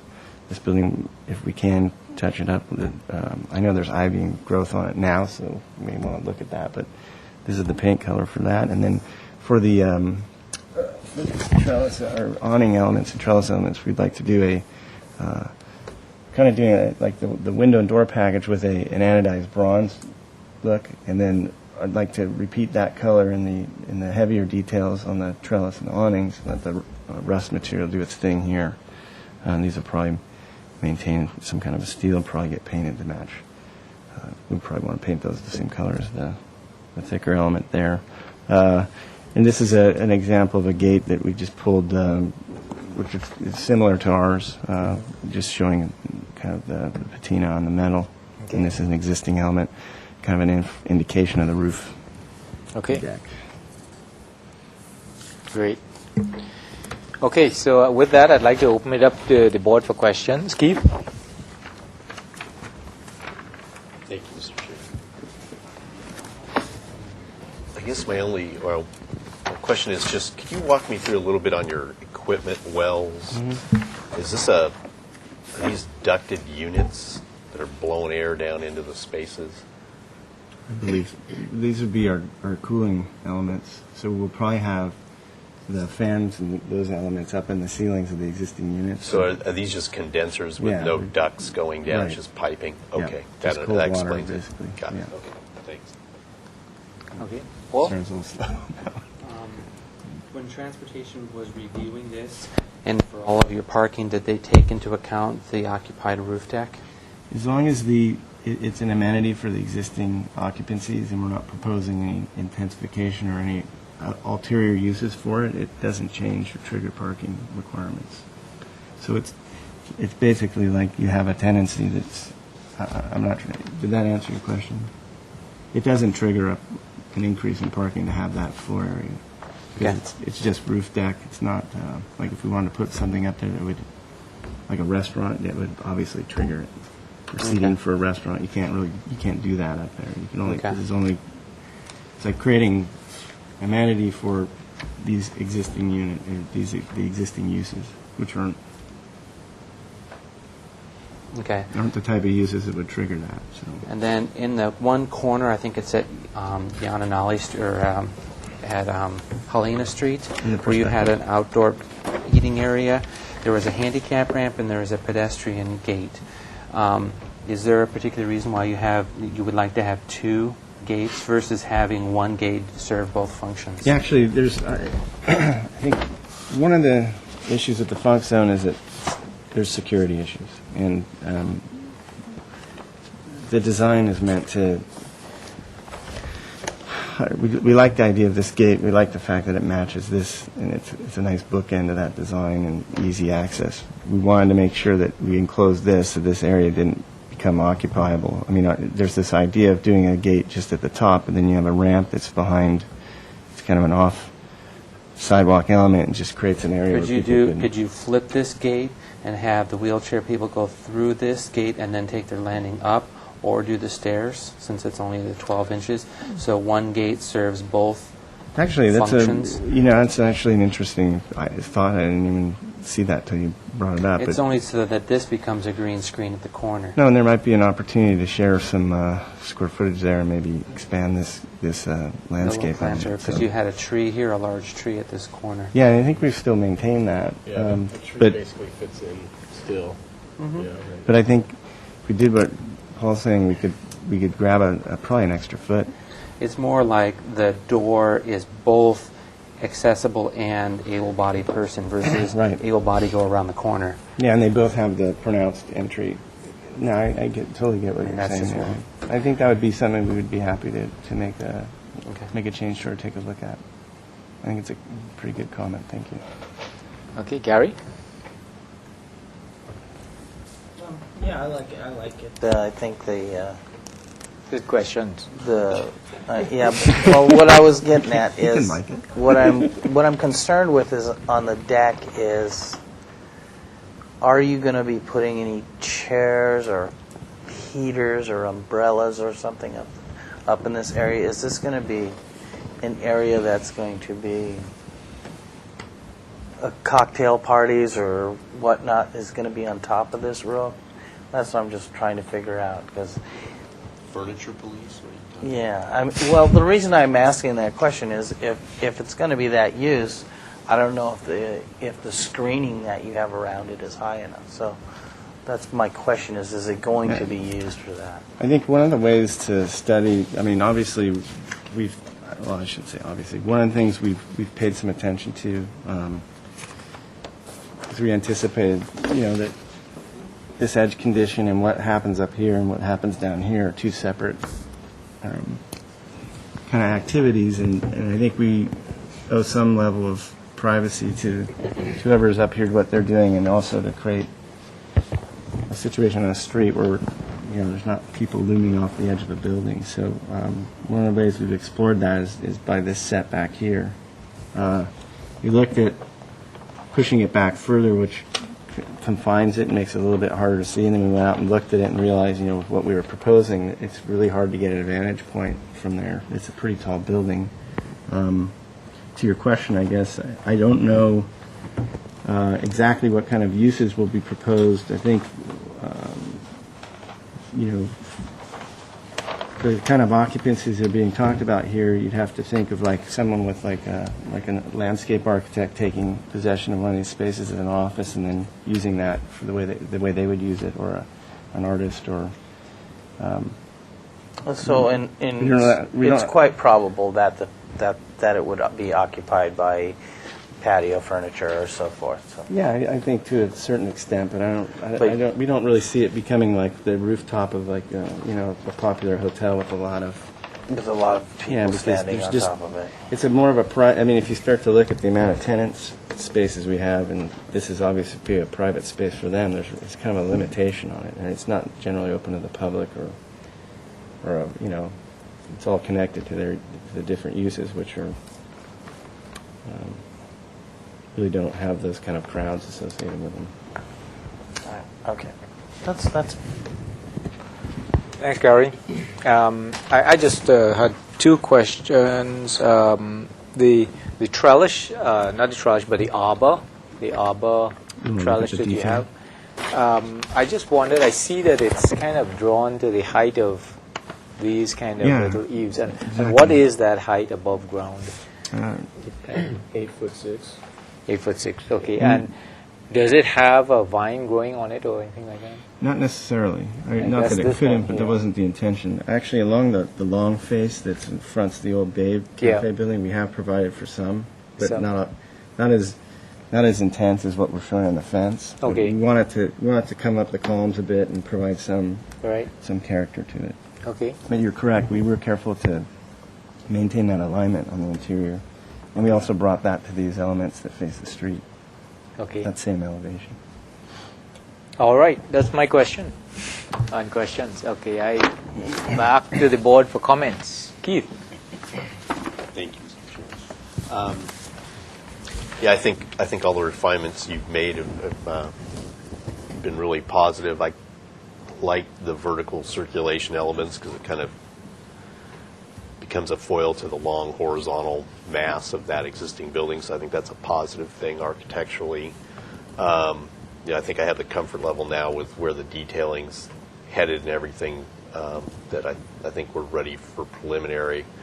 I like where the landscape's going. I like that you've been able to increase the planting. I'd like to see how the paving patterns develop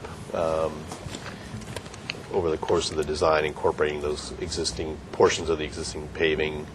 I kind of echo Paul's suggestion about maybe studying how you might combine the two entrances there on the corner into one. I think that'd be a good thing. So yeah, I think it's all moving in a good direction. I like the material choices. I think the new roofing on that one building and then incorporating that into the towers is a good way to tie things together in an appropriate material for this context. So yeah, again, I think it's ready for project design approval. Only suggestion would be I'd study maybe throwing another one of these little canopies up on your second floor elevator just to keep the water out as much as possible. But yeah, I think it's developing nicely.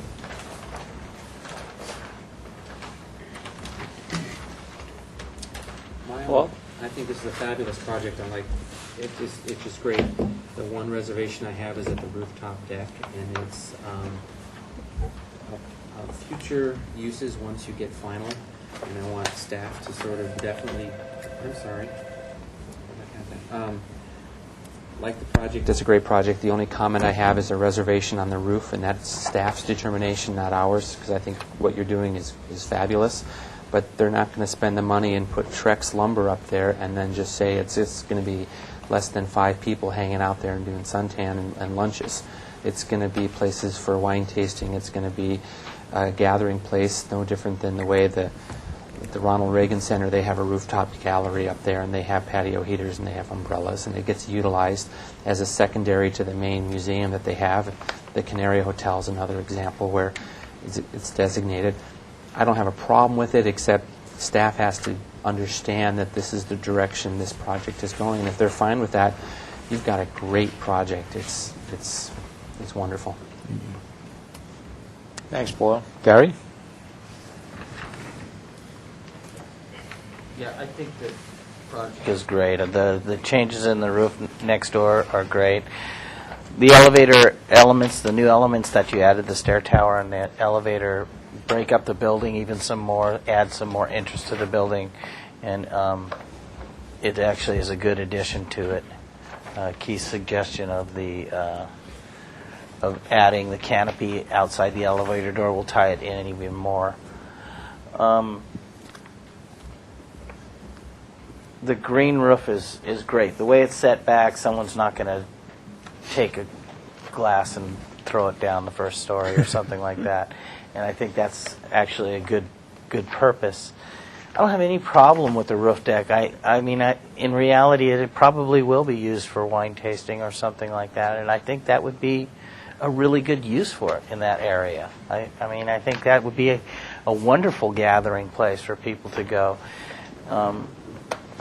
But I do want to see, if that does go that direction, I'd like to see some design elements that will keep the future of it not growing up so high.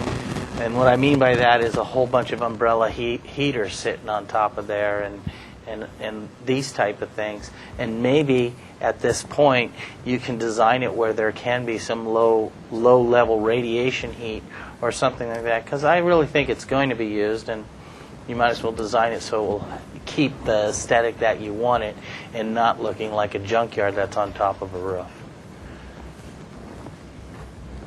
That would be, I think it should move on to consent. Okay, I just had one thing. I know that you haven't looked at the rake depth of the steel corrugated roof. That edge detail.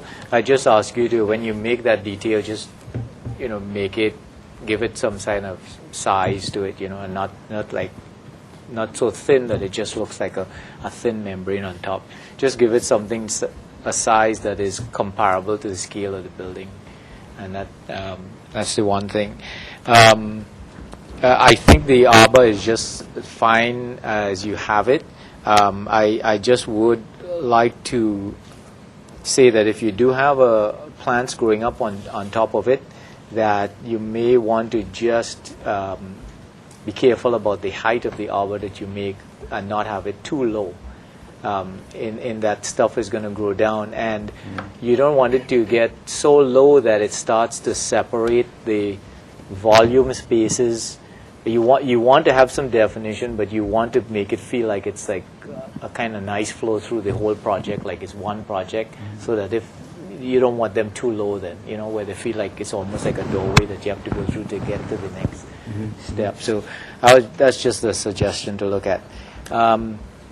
I think the whole project is really, really great. All the detailing you've done is really wonderful. It's in the right spot. I support the kind of common use. If you would like to go that route, I think it's really helpful to have the one security point. Make use of the landing. I have one item on the section of, if you could give me the section through this wall here where you've shown, this wall here. I think the whole detailing and everything is fine. I just have one point, and I think that I would like to see this planter here have a little bit more width to it.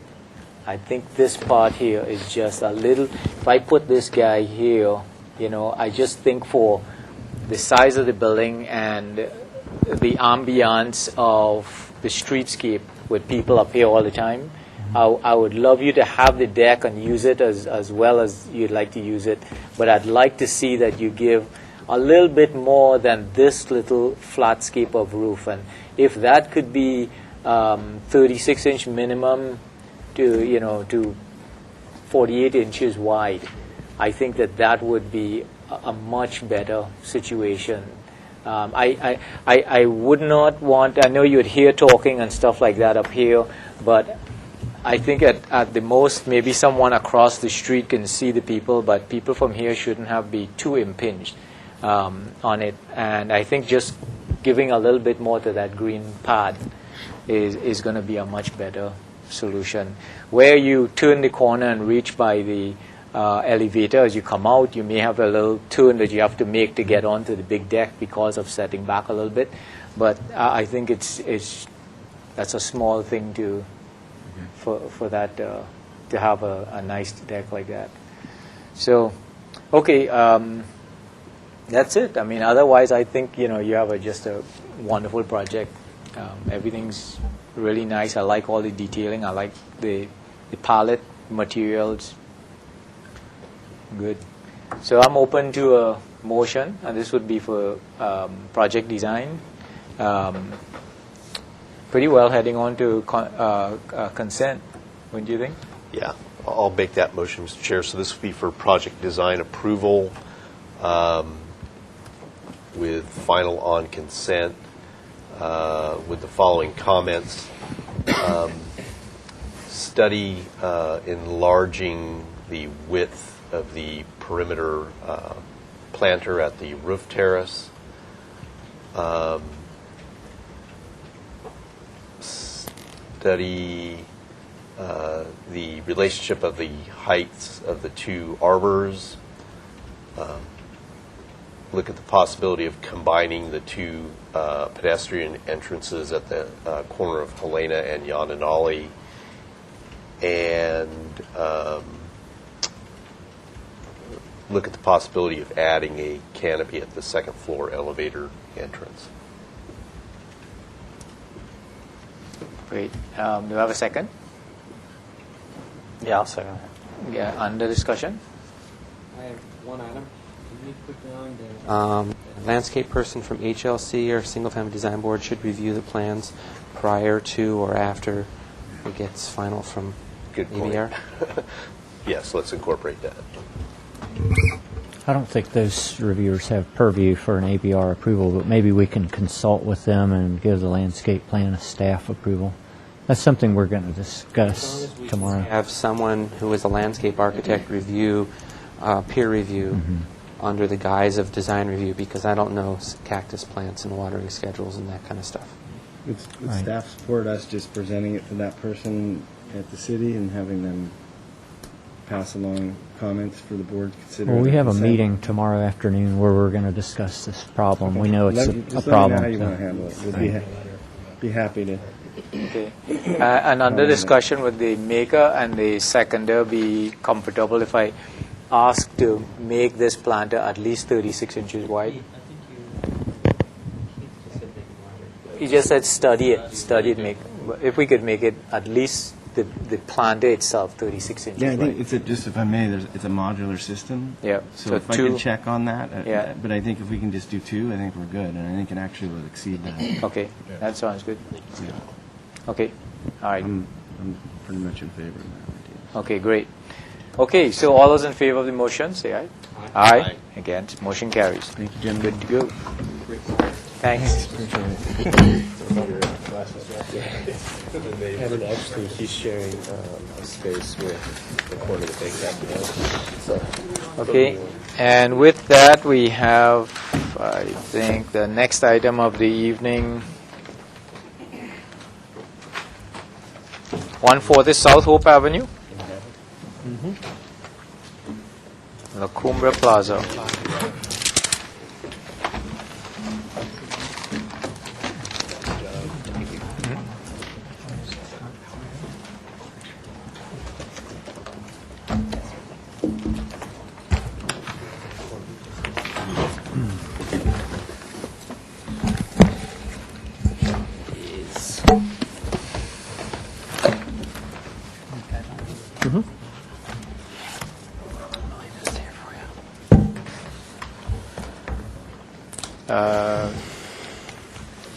Just before we start, I just want to ask Tony, I see under this application, it's Riviera Dairy Products and the Greenwood. Is that the, they own the whole La Cumbre Plaza, is that it? No, there's actually 6 different parcels on there, but they're the underlying ground owner of the parcel we're talking about. You're the underlying ground. Riviera.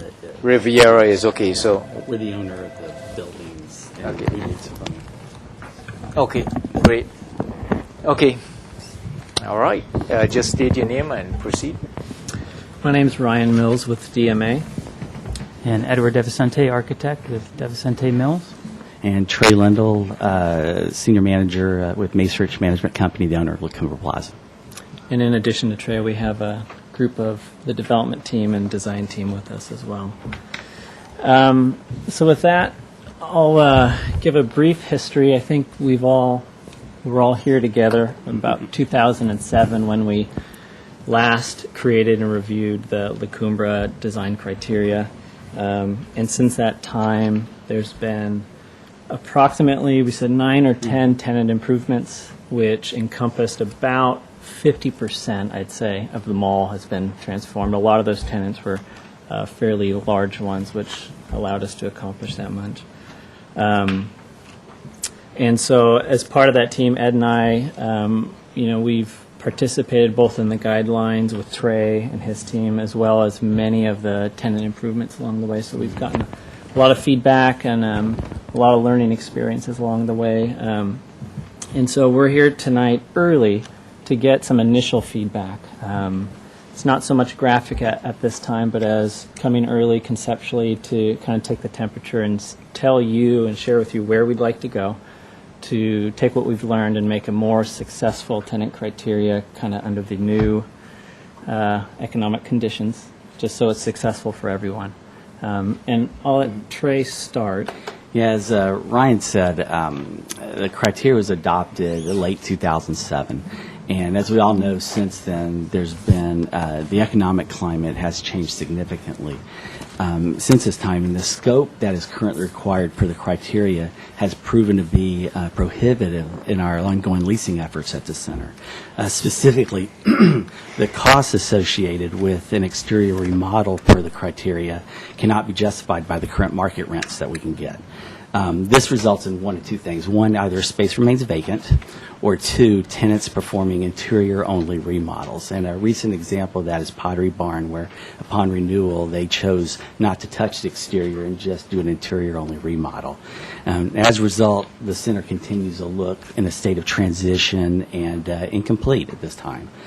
So as Ryan was mentioning, to address this, we'd like to revisit the criteria and to reduce the landlord and tenant costs of occupancy at La Cumbre Plaza for the remaining spaces in such a way that will complement the work that has already been completed. And in this way, we can expeditiously backfill the spaces and backfill spaces that are coming up for renewal. And as a result, finish the building facades and the parking lot elevations and bring a sense of closure and finality to this project started in 2007.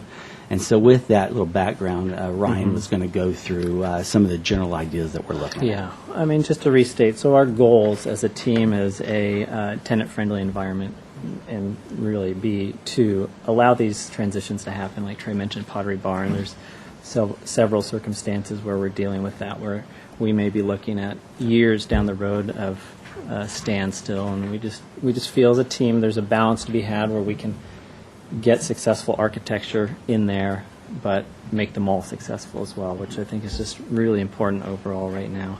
Some other feedback we've gotten along the way is dealing especially with the outside portions of the mall, some design context. It's been challenging, I think, for the board and us and new tenants coming in to really establish a design based on, being adjacent to this long, massive side. So we're hoping to provide some context for future tenants as well, which we'll see in a second. And really just be a successful amenity all around. So there's a few key components. I mean, we've worked on the guidelines. There's been a lot of work done between the new and the old. This is the old guidelines. This is the new.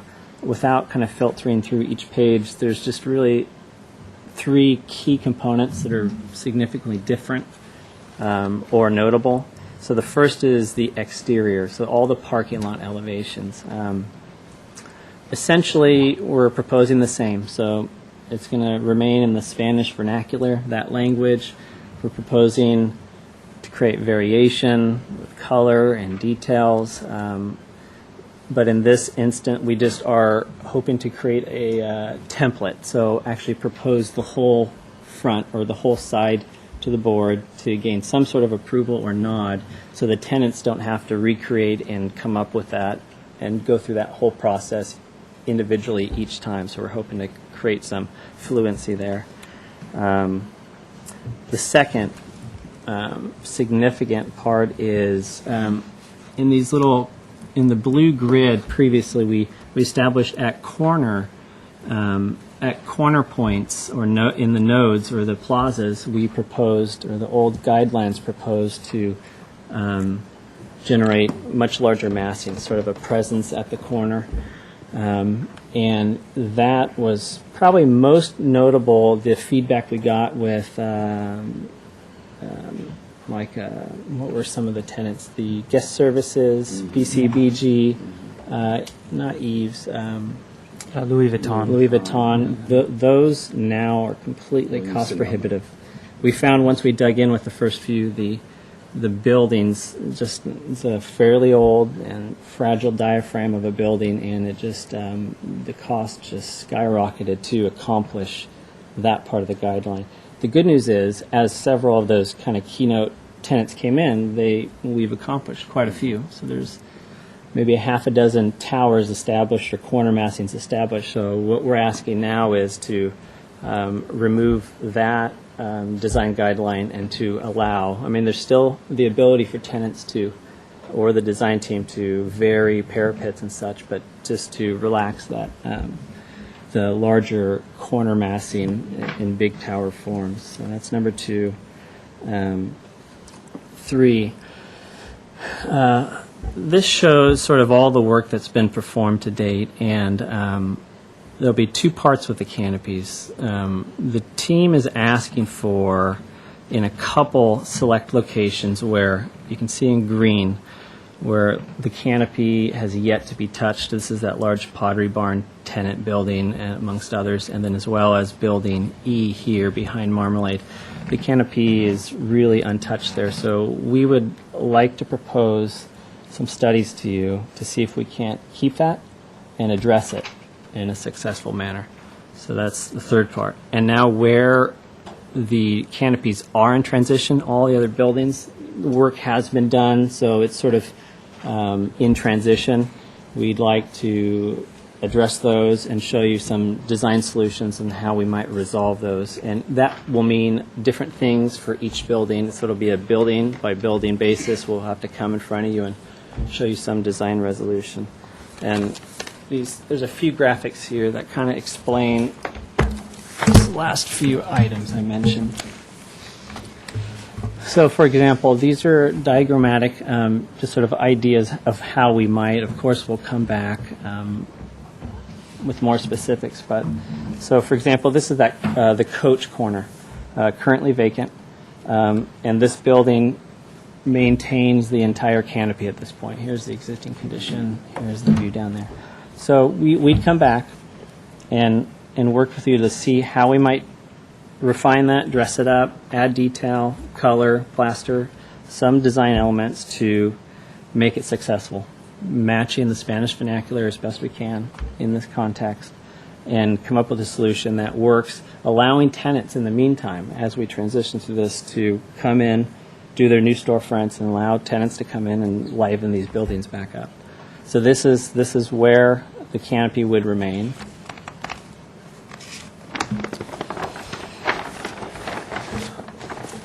Here we are.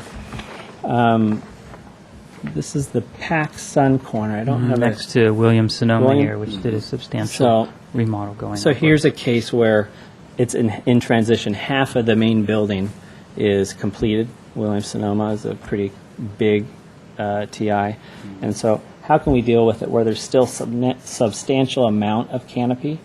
Well, can we transition it, like in these cases, treat the ends? I know we've been slicing those as transitions, but maybe columns come down, we complete it, or we create some feature to make it look finished in the appropriate place. Here we have the ability to move this. Currently, when we have been slicing it, we've been sort of stuck structurally where we kind of match the nearest steel member, and so some of those slices have just been in a little off places, where this would allow us to come down and to really design it the way we want to look like a purposeful termination. So that's the second part of that.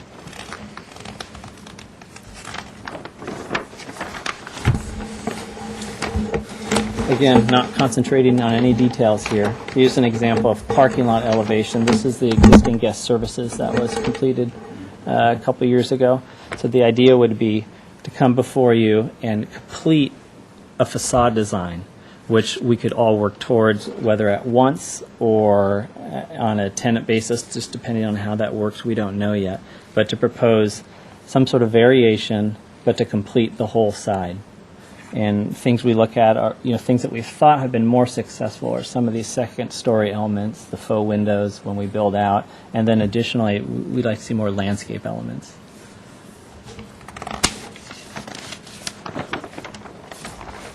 That was the back parking lot. This is sort of just an example of the front side. Here's the Williams-Sonoma again, where it's halfway done. So the second half of the building, can we somehow treat it, bring as new tree elements, new landscape, and in an effective and cost-effective way, complete this. So we're looking to bring cohesion to the exterior of the mall, and that's what ownership is looking forward to. Let's see. That is it. So really with that, I know it's not a lot to look at yet, but there's really three things we're asking tonight is overall to revisit the criteria just to, be successful both from a design point of view and from a business point of view, from a city amenity point of view. 2, we came early to ask for feedback, concerns, things that are of note to you guys that you would definitely like to see, and for us to pay careful study to. We'd like to hear that. And 3, I talked to Tony about this a little bit, some flexibility as we move down this path for current tenants wanting to come in the meantime. We're asking for flexibility there, that if there's a direction and we have some comfort that tenants in the meantime can come in under the bulkhead and create new storefronts so they can open doors for business at least in the next couple of years while this may be going on. Anything you'd like to add? Yeah, and one additional thing in that is the next item is one of those tenants in one of the spaces where Zales was on the backside of Marmalade, and we'll present to you that design solution, which we feel they've done fairly well, and so you can get a specific example of how that tenant improvement could occur with the existing overhang. Okay. With that, anyone in public wanted to comment? No? Seeing no one, I'll bring it back to the board and questions from Keith. No questions. From Chris.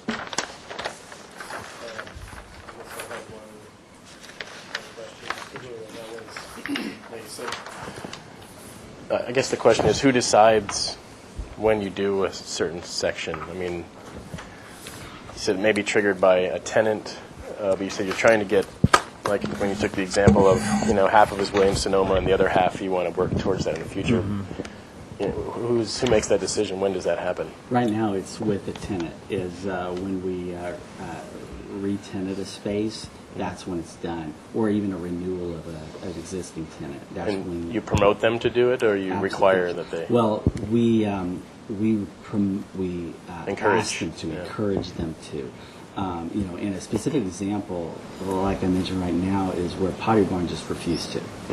Same parent company as Williams-Sonoma, and based on that one, they were not going to touch the exterior, and so as a result, we're left looking at the exterior the way it is now. Whereas if we come to a design solution that reduces both the tenant and the landlord's cost to occupy this space, we can still make a significant improvement to the elevations. Thanks. Harry?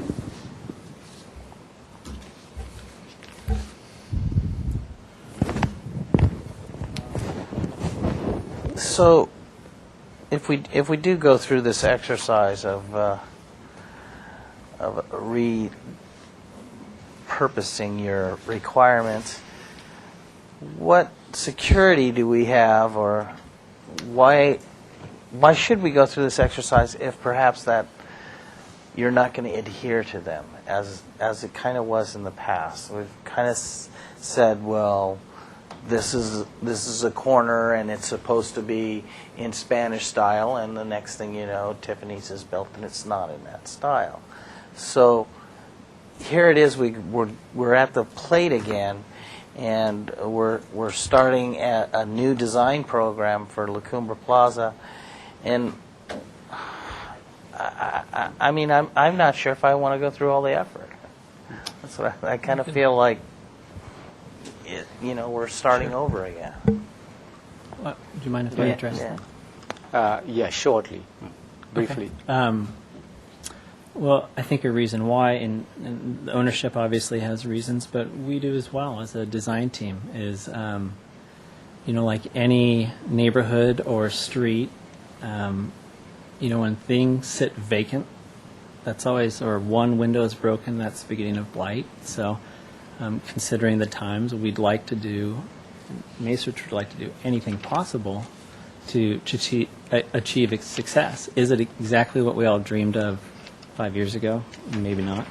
But we're hoping it's a catalyst, and as things get moving along, they still have, the new guidelines will still allow for tenants to come in and work with Macerich to create really nice stores.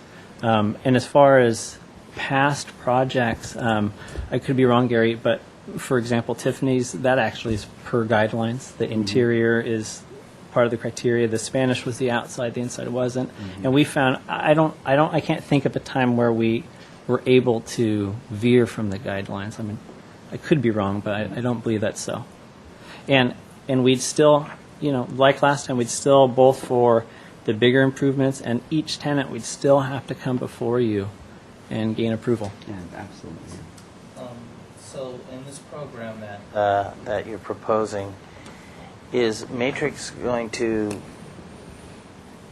do the facades, let's say, in the parking lot area, or are they going to do the canopy facades and let people do just a storefront? I mean, is there a proposal right now in front of us that there's going to be some closure to this?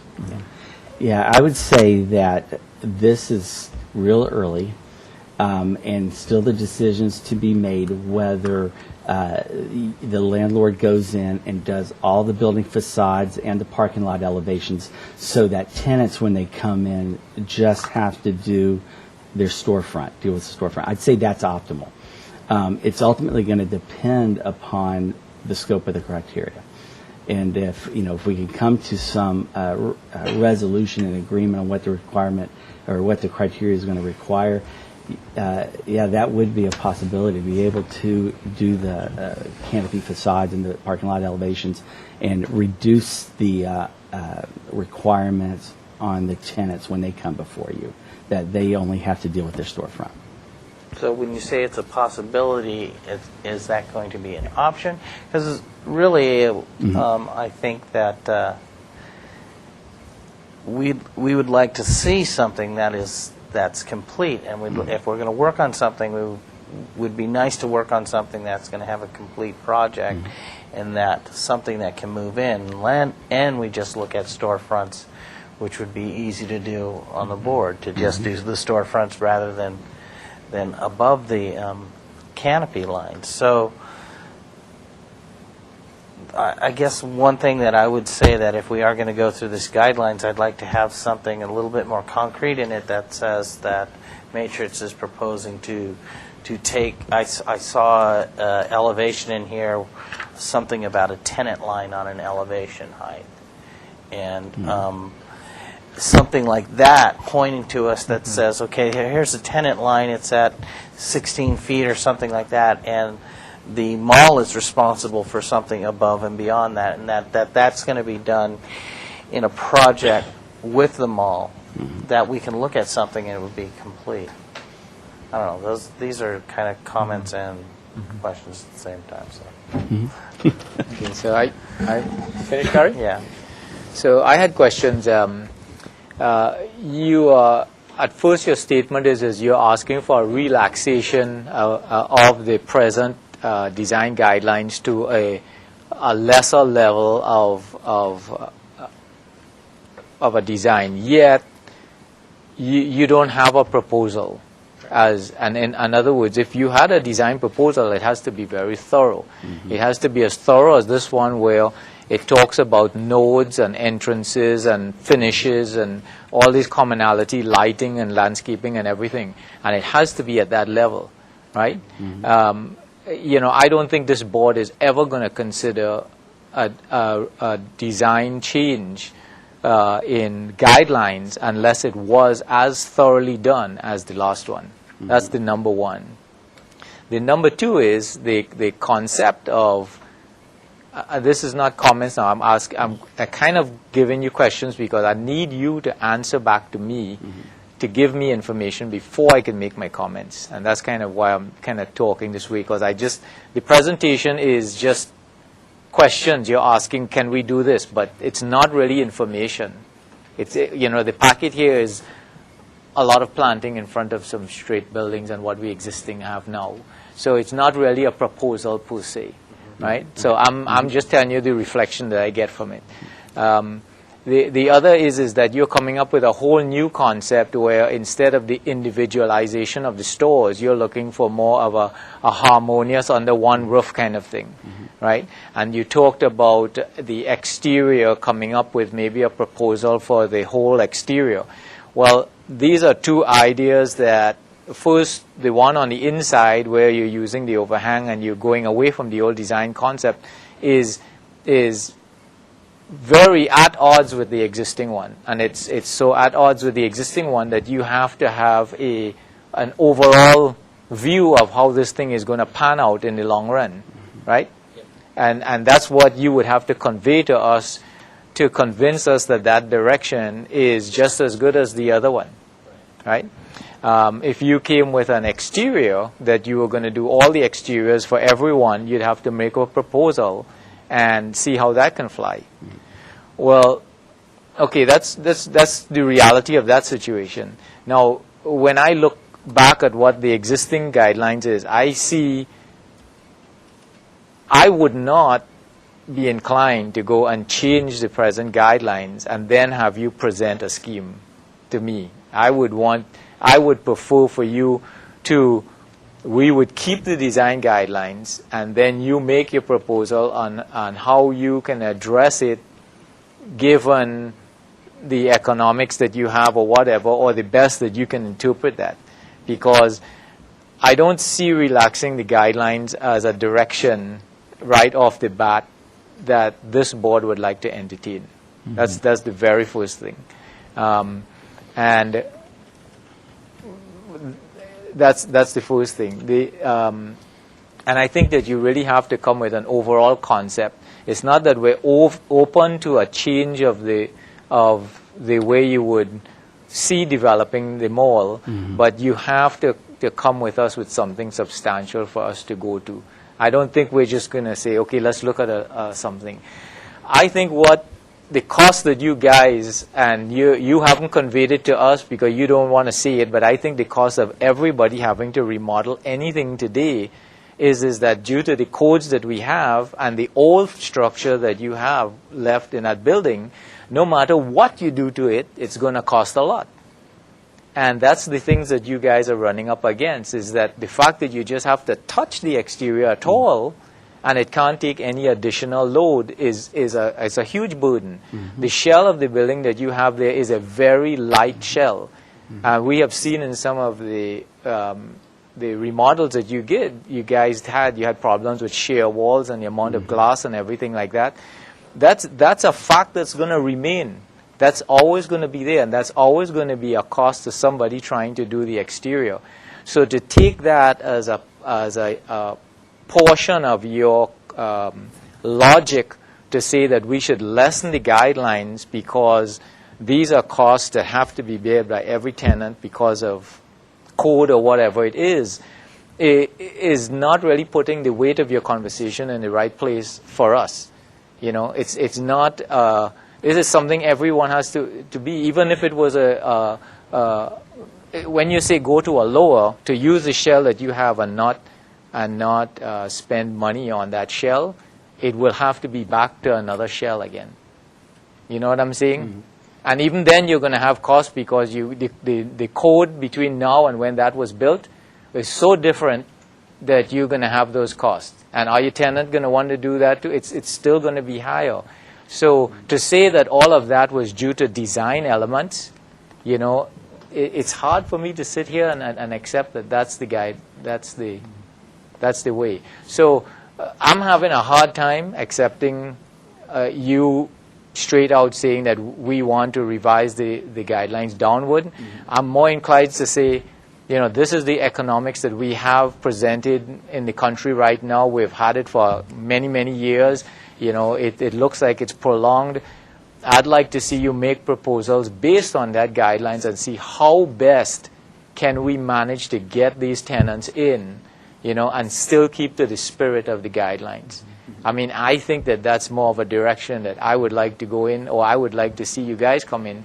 But that's not my position to dictate that. My position is if you guys have a viable alternative that you would like to, which could very well be smack on or even better than that, happy to present it. We'd be happy to look at it and entertain it. But it has to be strong. It has to be something that we're going to stand behind, take to City Council and say, we think 10, 15 years down the line, La Cumbre Plaza is going to be a great place to go to. You know what I mean? Sure. So, Can I ask one question? and that was my question. Yeah. Well, yeah. Yeah. And to that point, I guess where I would be concerned is that we could come back, and we would come back with detailed plans and elevations. The issue where it gets a little nervous is if the criteria is not revised. For example, on this building right here, this is a corner element, and by the current guidelines, this canopy is required to come down. Well, I can never make an economic deal with a tenant to make that pencil. So would you be open, even if the criteria is not changed, to see a design for this space and how this is treated with the canopy and the storefront underneath, and still consider that for approval? Sure, I don't see why we wouldn't entertain it. I mean, we'd be happy to look at it. Yeah. If there are things that you guys can do and save money, and we feel it can still fall within the spirit of what we're trying to do, and it can make a great corner, maybe there's maybe there's something to it. And so, I like to stay open to it. Okay. And, I wanted just to add one thing, just based on your comment, make sure it's clear. Perhaps I probably didn't do too good of a job describing, but the exterior, we actually don't propose to veer from what is guidelines now. We still intend, we want to complete a design, but still stick to breaking it up to individual masses. So we don't want to veer from that. Right. We would just, when I said come back with one, we just would show them all implemented at once as one final design. So I just want to make sure it's not a contrast to the individual tenants like is occurring inside. We want to stick to that idea. Okay. So the design would be broken up. So it's not a change from that. I just want to hopefully Yeah, because the make issue that you have clear. now is when a tenant comes in, they look at the parking lot elevation. You don't know how it relates to the adjacent spaces. Right. And so the hope would be show you the entire building, and so it's very clear when a tenant comes in how this relates to the entire building, even the adjacent It's the spaces. same idea, varying mass and height. Okay. Still doing that. I think we're Okay. open to look into it. That's my question. So I'm gonna. Chair- It's a little lengthy. I want to hear what the other members have to say. So Chair, excuse me, I have a question about those exterior parking lot elevations. It seems to me you're talking about the mall going ahead and doing a whole elevation, and it has nothing to do with the tenant occupying that, is that correct? The tenant, that's their back of house, and they're not interested in that, so that's not really part of their tenant improvement. Well, currently, right now, it's done as each TI. When a tenant comes in, they address not only the storefront elevation, but the parking lot elevation. They're doing the parking lot elevation and the storefront elevation. We just had two that did that. What we're proposing, it could, and it still needs to be flushed out on how this works out, whether, we come to a design approach that's approved for in a building, and whether that's still done tenant by tenant as they come in, or if it's something that the landlord can go and do all at one time so the tenant wouldn't have to address that with their TI.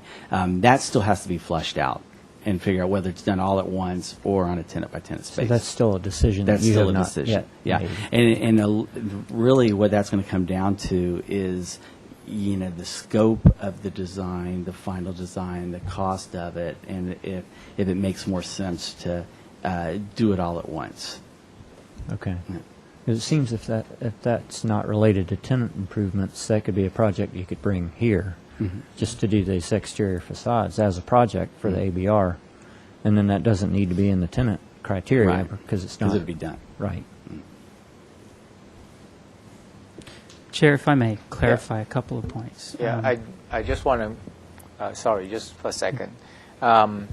When you say that would not be in the tenant criteria, and you're saying it wouldn't follow the guidelines or the guidelines wouldn't apply? Is that what you're saying?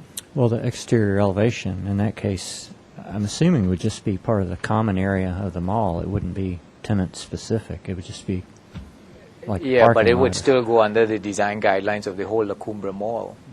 And if there are design guidelines for the whole La Cumbre Mall, I can't see how that would be avoided. You would have to make your proposal based on, you know, the knowledge of the design guidelines for the whole mall. I'm just going to say, Tony, they can't. I mean, they can't decide to break it up in such a fashion that they totally, you know, override having to go through the guidelines. I think that would be. And we agree with that. That'd be like a loophole. Right. Well, we agree with that because it wouldn't be out of the question in years to come. This is intended to be still organic, where a tenant might completely address the parking lot side significantly. So, you know, we'd still have to be in the guidelines. So over time, there's still opportunities for it to change. Okay, I think it's for both of us. It's not an issue right now. Right. I think it's like you guys still trying to formulate how you're going to go. Is that all right, Ken? Okay, so Keith. Thank you, Mr. Chair. I think in the overall concept, I really support the idea of coming to back with a complete exterior design rather than this piecemeal bit of each little section, particularly on the parking lot and the public sides. I think that makes sense, and I think if you took that same approach on the canopy areas in interior, then again, I think that's better than the incremental approach, and I would still hope that the guidelines would be the basis for that. Having not been involved in the review of this document, I guess I'm not quite as invested as some of my fellow board members here. But if you have guidelines, but economically they don't allow anyone to do anything, then they're not really useful at all. There's absolutely no improvement. So I think some design is better than none. So I could see ratcheting down some of this in face of the current realities. And I think it would, by doing an overall design, it would allow you to incorporate what's already there. And so, as you were pointing out, if you already have one, big tower in this intersection of 4, do you really need all 4 to be that? But I think you could address that architecturally in the design. So I guess what I'm saying is I'm in favor of the outlines of what you proposed. Certainly would be nice if all those public areas could be done in one fell swoop, but I realize that's kind of a different problem economically. So I guess what I'm saying is I overall I think I could accept what you're proposing if you came back with complete designs. We're using this document as your basis and incorporating what's already there and completing it. Okay, sorry, I kind of missed. You asked for some you were going to give some clarification, so before I go on to the next.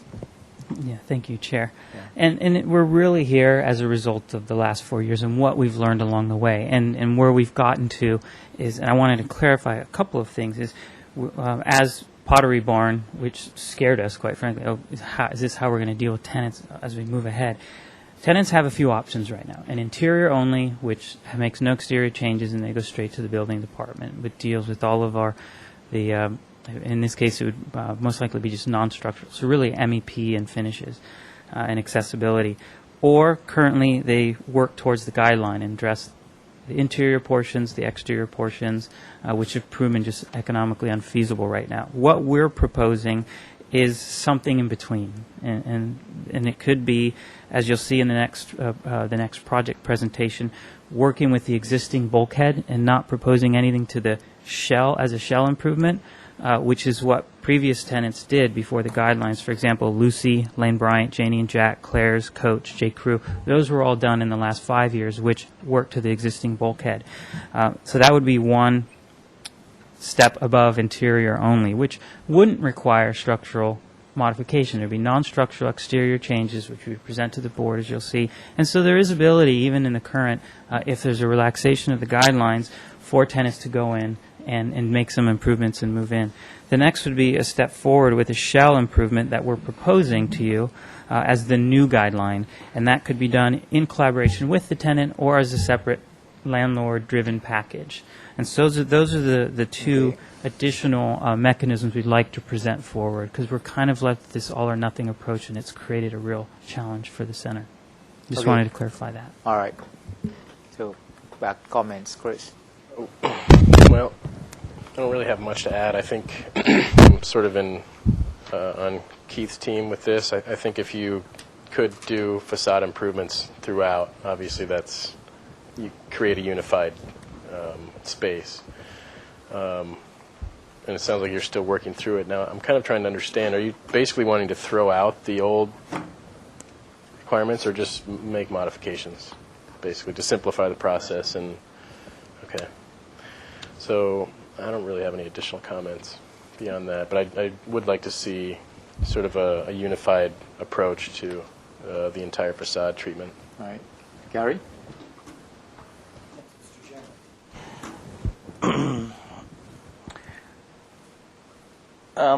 I see it as if you continue to use the bulkhead, the existing bulkhead, and clean it up, plaster it, paint it, change different corners. In this area right here, we're not going to develop that village feel that was originally what we were looking for. We were looking for some individuality, some height difference. And if this continues to be maintained in a couple of areas where we're not going to get that, if the guideline says that the tenant space is below the bulkhead and the landlord is above it, and we don't have that village look, I don't think we're going to have what the guidelines, what was presented to us, or what is better for the future of the mall. I think what you're going to end up with is half of a built mall, which we have right now. So I don't really think that I would be in favor. I mean, if you're looking to redo the guidelines and to say that we can take this section, this I believe this is a B section. What is this? This C or something, whatever that is. Yeah, zone C2. If you take those zones and you leave that canopy up, that bulkhead up as it is, I don't think the project will be successful. So when you do come to the guidelines with us, I would say that they should mimic some of the old guidelines that still give us that individual feel. So there still is some height difference between these units, between, let's say, Pottery Barn and these other stores that are here. And I think that's an important element to keep. I am receptive to changing it, to keeping towers like that. I can see how that can architecturally work out, and you can change that to it, and getting some value engineering out of this and seeing how you can do it cheaper. I'm open to that, but I'm not open to losing the whole concept of keeping the mall.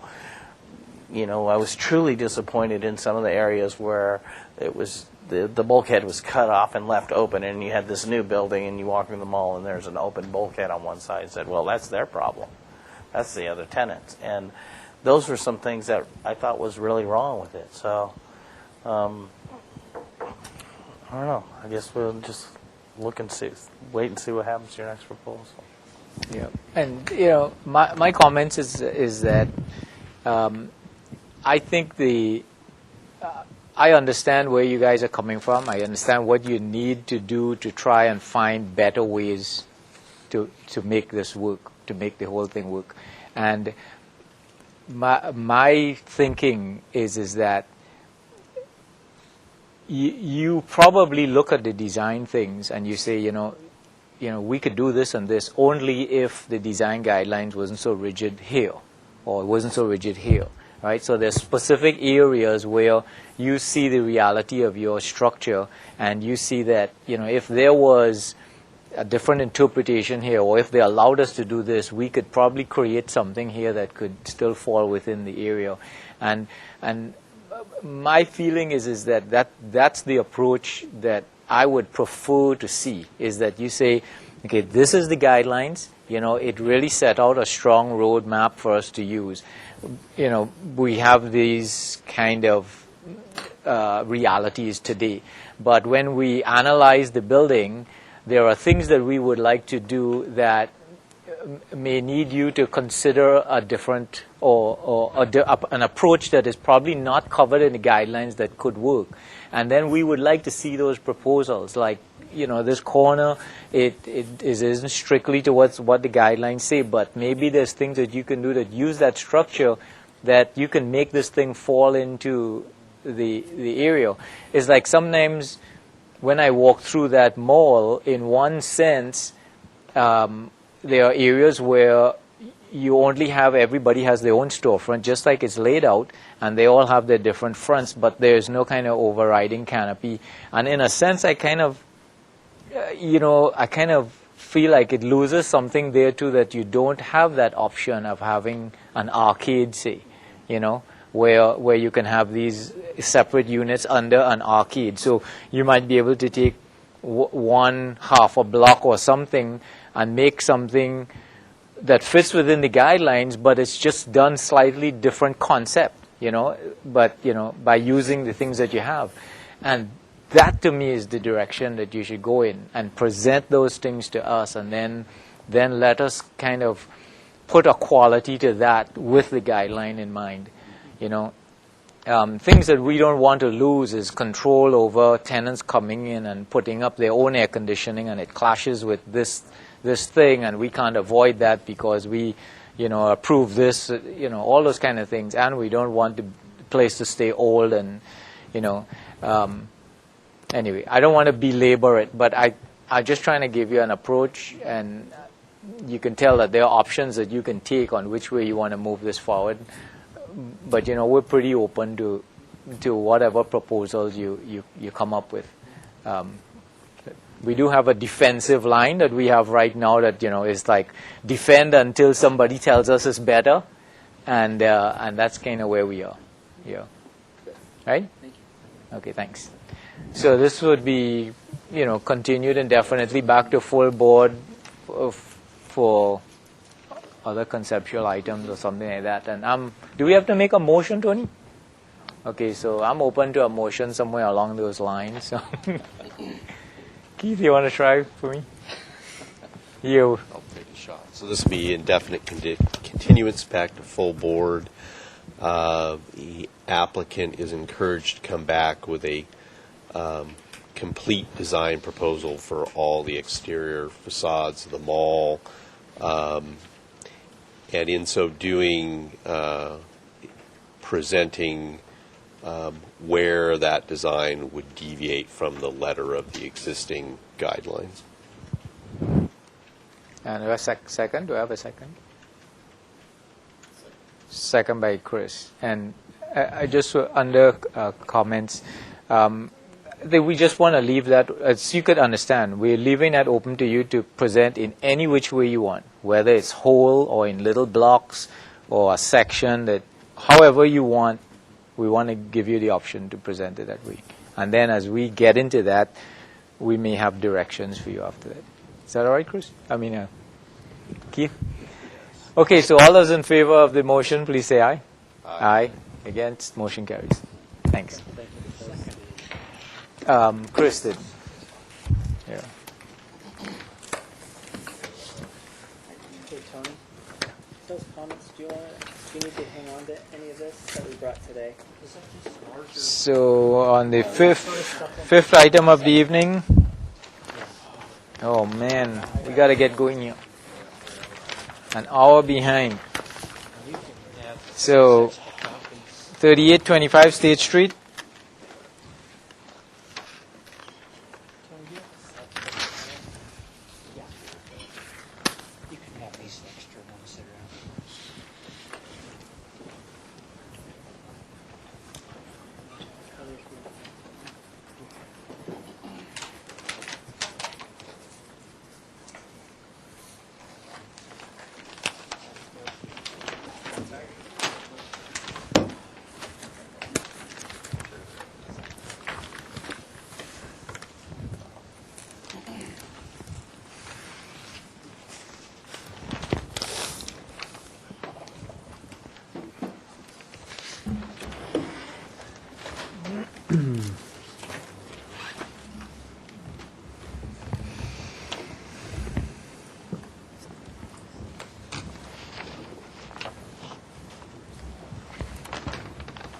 Okay. All right. You can Shall I proceed. start? Yeah. Okay. Ryan. I'm Sorry. Ryan with DMA. Ryan Mills with DMA. Okay. And this is, so kind of as a continuance of our previous conversation. So this is an example of what tenants are looking to do currently. So here, internal to the mall, it's currently a building that has the canopy across the whole interior of that building block. It's the old Zales location. We have photos on the second page, and it's been sitting vacant for some time. Here's some, let's see, here's some context views up here. We're a little close here, but you can see us under the canopy. Here's the existing tenant details. It's, I think, about 15 years old.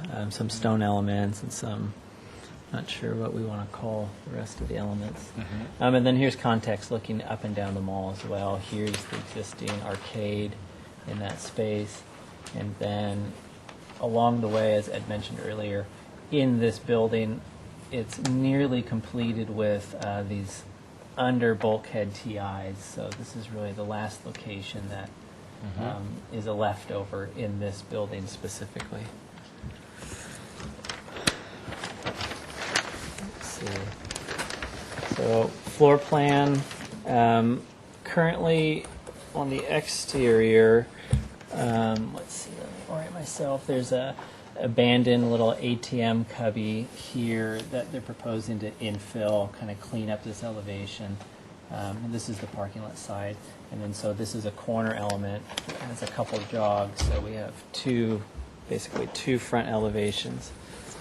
And I'll just jump in here with these. So, you know, the way they looked to treat this was as quality of material. So they really went to stone veneer. So pulling most of the elements back. The larger fields having this kind of neutral, natural grain stone, and then the base is this kind of dark and earthen color stone with some natural texture to it.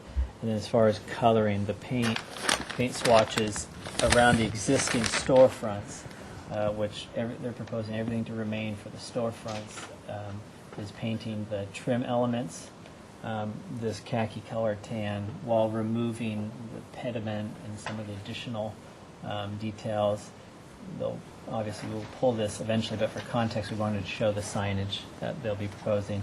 And then the entry around the door, we're just picking a color that matches the base. And then similar treatment around the side. And the approach they took was sort of a segue approach where they wanted really good materials, but something that did match with the current bulkhead. So they were trying to be sensitive to that. So kind of neutral tan colors, which would work, and potentially for forward, not knowing what may occur to the bulkhead. Let's see. I think that's a good place to land for comment. So in recap, using the existing storefront, not to really change out any windows or doors except for filling in the ATM there, and then materials. Okay. So do we have anyone for public comment? Seeing no one, I close that portion and bring it back to staff. We have anything for staff? Then back to board for questions. Keith? No questions. Chris? No questions. Gary?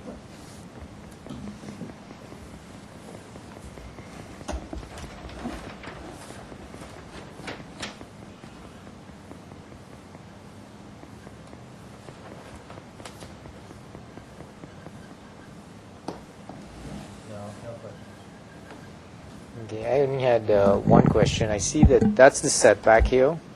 Is that it? That's the setback? Yes, that corner carved out. Yeah, and then this portion here, I see this little line here. Does that bump out again? Yeah, let me show you a photo of that. Yeah, it's really yeah, here's that entry portion. Am I oriented right? Yeah, it's all these elements. The base pumps out, and it's about an inch or so of kind of like casement trim around the door. Okay. All right. Okay, I have finished my question. That does raise a question for me. Yeah. If we can go back to the photo real quick. So you're not really making any. You are pulling off this sort of. Yeah. So we're replacing tile. We're keeping these trim elements, except for where the signages go. They wanted to get rid of the pediment, obviously, which doesn't really match, and as well as, let me double check. Yeah, and these remain as well. These elements, sort of that go above the opening trim. But yeah, they do remain. These portions do. That pediment, that entry pediment, goes away, is replaced by their new signage. Okay, thanks. So, comments, Keith. Why don't you circle around, come back? Okay, Chris. I mean, to me, I think it looks fine. Really cleaning it up, giving it a sort of a slick, modern feel. But and I like the fact that we're staying within the colors that are present already with the bulkhead. I don't see major issues. I assume there's no real landscaping involved here. No vines on the columns or anything like that. Not as part of their project, no. Okay. Gary.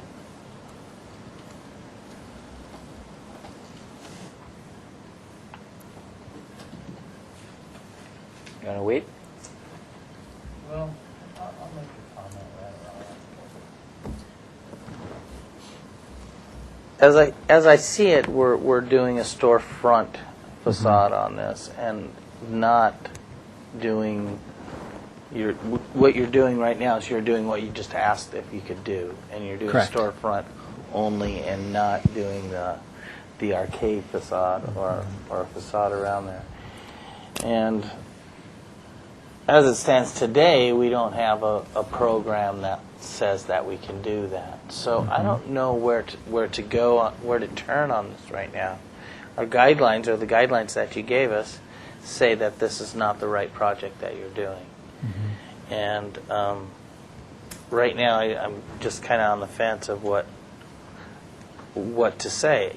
I think I see your point from a tenant point of view of how economically this could be a much easier product to do, and it's not that disturbing to what's existing right there, but it's really not part of the overall plan. So I'm on the fence on the project. I want to see what the rest of the board members say about it. Okay.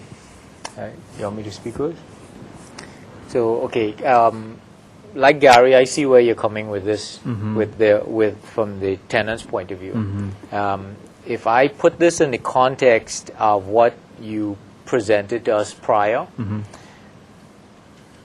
I think that this is just, it's one step up from the lowest option when you presented the different options that a tenant has right now.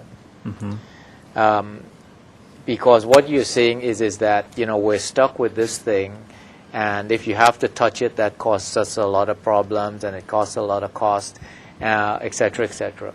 And then you're stuck with what the previous tenant had, right? And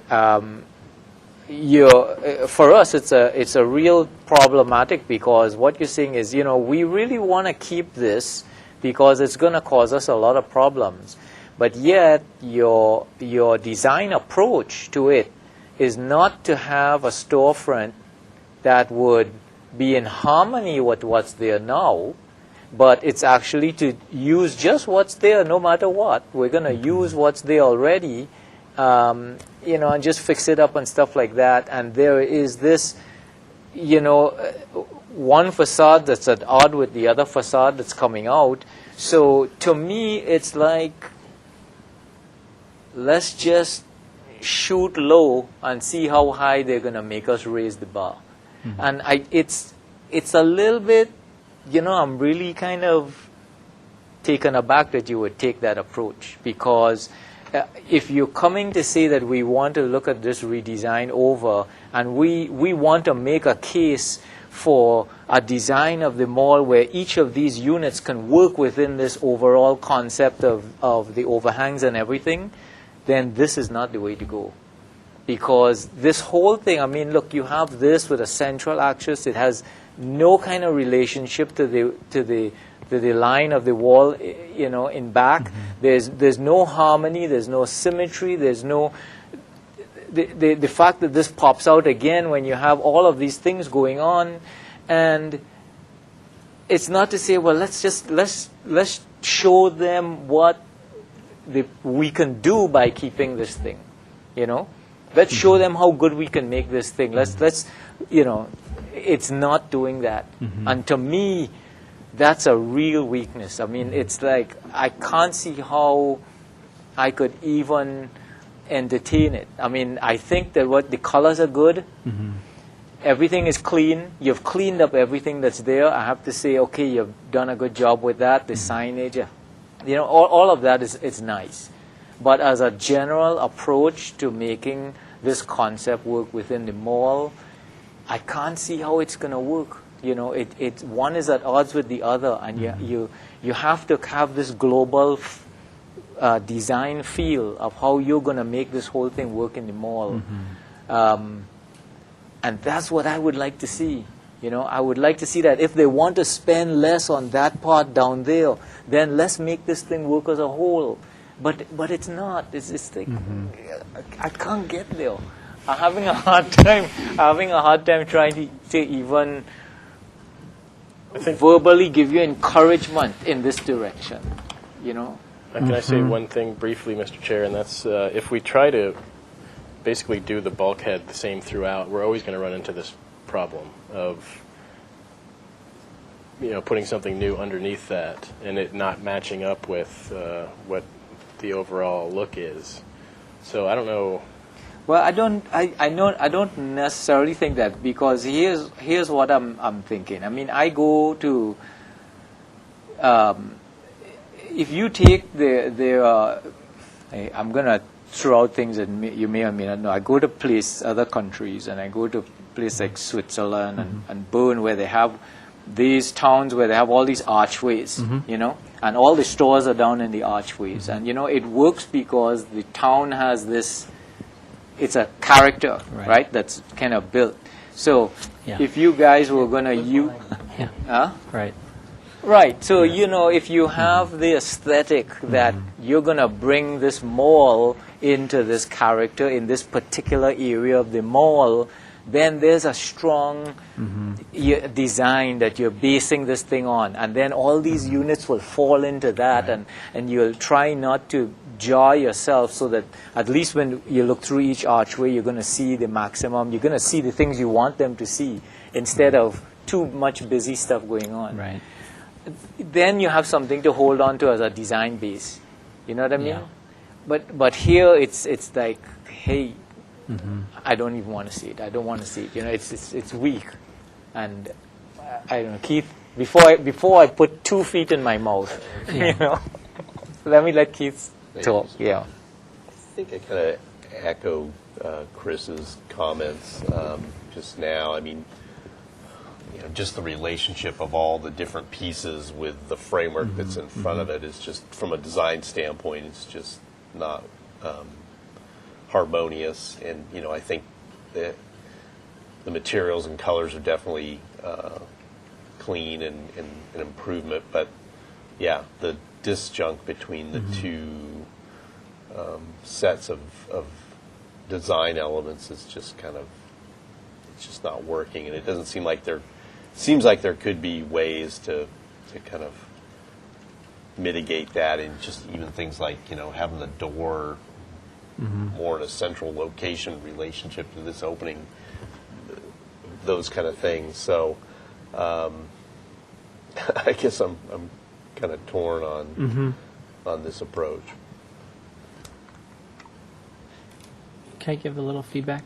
And those points are well taken. I don't necessarily disagree on most of those. So, for example, you know, we've gone to the point where the design team touched the surface. So they utilized everything. That's not saying it's not fair game for you guys to comment on surrounds. I think that can remain on the table, those comments. I think those are fair from a design point of view. We're trying to see what we can work with. This is almost, can we consider this like the traditional tenant improvement under the bulkhead? This is really what we need to consider here with, accepting design comments for that facade. This is a situation, for example, this is that one building that we would, under the new guideline or come back to you, would be one of the buildings where we do create that arcade or one cohesive building on this block. But as we all know, we won't be able to accomplish and approve that in the next month or two. So this is that standstill. So can we not open doors for business, or do we need to wait for these reviews until that is complete and approved? In this scenario, this is the building where we do plan a whole arcade approach. So, and the existing tenants all have very different brands, but would all live under this arcade. So I know this is a chicken and egg. This is not an easy solution, but that's what we're proposing. All of these have their own strong brand, so we'd be coming back for the arcade, and there'd be some transition to do. But that's the feedback we need to send back to that design team and those architects. Comments here, fair, I'd say. So that's kind of where we're looking to go with this, as a traditional bulkhead TI.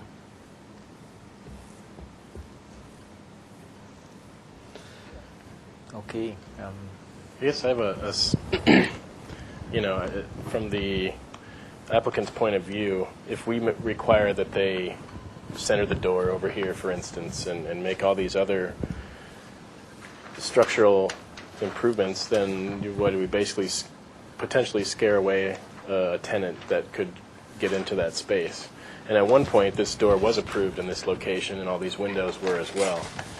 So I guess I'm kind of seeing both sides, where they want to get somebody in there, and again, with the fact that all this is going to change soon, it sounds like it seems to me that it's a fairly reasonable approach, albeit temporary, to get again the funds coming in and get that space inhabited. Yeah, I'm under the understanding that this is a corner unit as well, right? And they're going to be renting out or leasing out the entire corner. And I don't see how this particular design addresses the corner. It more addresses around the corner. And there's a lot of little things and nuances that this doesn't meet. And it's kind of, I hear the chicken and egg, but it's kind of, if I don't see what the exterior of the building looks like, I don't know if this bottom portion is going to work. And as I see it right now, being a corner section, not addressing the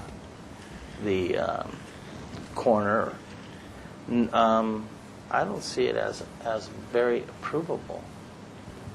Even not looking at the bulkhead or not looking at the arcade, just looking at the project as a whole, I don't see it addressing other guidelines that are in the book.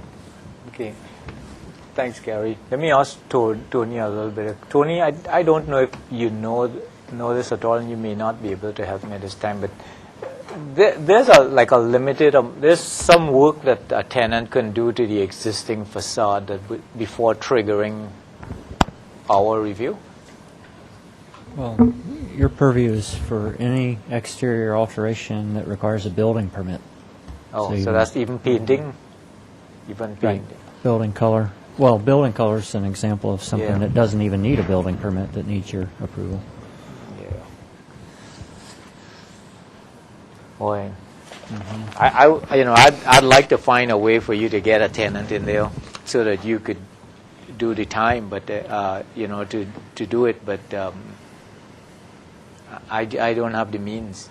I don't have the means. I mean, if I could have some kind of mechanism where they would allow you to do a limited of work on the outside here just to clean it up so the tenant can move in and have a face that presentable face, that they would be willing to make sales out of until you guys finish this thing. That'd be one thing, but I just don't have that mechanism. And not having that, I have to go by what we have, and this needs work to get into that realm. So that's kind of where that's all I have. That's all the tools in my toolbox, Okay. So it sounds like moving forward, the options for this tenant would be either nothing, like a Pottery Barn situation for their new lease, or sounds like we'd have to address the corner bulkhead. Is that the two options we have to move forward? Kind of an interim before we then kind of design the whole pretty building well. block? Yeah, it's almost like you would be using this as a test case to see how your new design idea of working with the bulkhead is going to work. And pretty well, if it can't work here, you're going to have a problem down the line having that bulkhead design work throughout the rest of the mall. So it's like your first challenge here. It's right before you know. How can we make this thing work? And how can we present it that it's going to work? And solving this is going to solve the other one. It's like, I wish I could give you more time, but and I wish I could get the tenant in, but we don't have the tools, just that's the thing. Chair, I have a question for Ryan. I was sort of under the understanding that Building E, the canopy, the bulkhead would remain as is for the whole of Building E, but you're planning to make alterations? Well, as part of the new concept, Building E and then the Pottery Barn building, those were sort of the two distinct locations that were still complete, so we would look at addressing them somehow. We didn't know what yet, but we were going to start studying how we would dress up, kind of like the previous project. You saw the image, whether we introduce arch or additional columns, make an arcade there. We don't know that yet. But this was the building block that we established to be doing that. And we wouldn't be proposing to necessarily interfere with the existing tenants. So this would fall in line with that whole building. It would be consistent for that design. But this is sort of the time constraint we have. So we know we need to do that work, and we think that can be successful. And this really then will be consistent with the rest of the tenants of that building. What we have yet to do is show you what the arch or the arcade for the whole building will be. Have you done that yet? Have you worked on those drawings? No. Yeah. No. See, that's what I'm afraid of, is that we make them change this bulkhead to some interim spot, and then they'll finish the rest of the arcade, and it'll be different, and they'll have to come back and do this twice. Yeah, I don't know. We don't know how successful the other one will be either. So it's like, I don't have the tools to guide you in there, other than to follow what we've been using all along right now.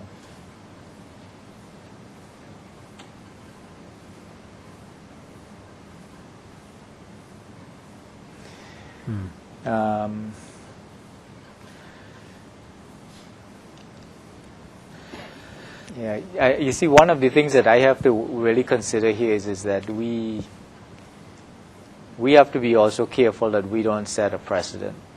So, sure, we have the ability to just turn the blind eye and say, okay, we could approve it, and knowing that something will come down the line. But that's a very, very dangerous approach, and that is it's not something that I'm going to go down that road. But it would be a precedent. You start something like this, and then why can't the neighbor guy fall under that same guideline? Pretty well, what you'll have is that we'll have the mall as it was before any guidelines at all. And that's not where we want to go. So you're in a tough spot right now as a designer, given the task to try and make all these things work, and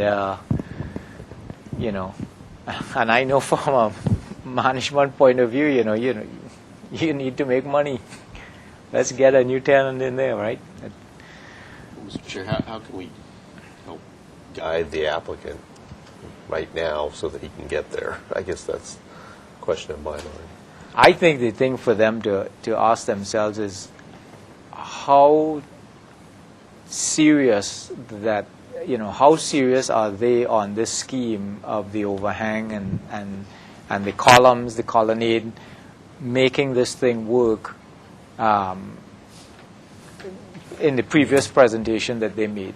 How married are you to that to make this thing work? In other words, you have two options. Let's just get this tenant in, do what we need to get them tenant in under the present guidelines. We'll give as much consideration we can, but you're going to have to use the present guidelines, which may mean that you may have to take down some of the overhang, and then say, okay, then that just gives us the knowledge that we have to press on with the other scheme that we want. And the sooner we could press on with the others is the sooner we'll have an answer so that we can do other tenants. Right. But we can't give you something halfway. We can't. If we approve this, we're actually approving the scheme of using these colonnades the way it is already and doing everything. So I say you have to decide which way you want to go. Are we going to come back to us and present this with the colonnade option with the thing underneath, or we're going to say, we don't have time to sort that whole thing out now. We're going to have to just stick to the present guidelines, design for that, get these guys in, and in the meantime, work post-haste on the other system. I think that's the only options we have. Can you think of another? Yeah. To do nothing to the facade and get a new tenant in, wasn't that one of the I think they have that, right? I think they have that. Right. Huh? The sales, yeah. Right. Yeah, put up a new sign. That's their option. Yeah.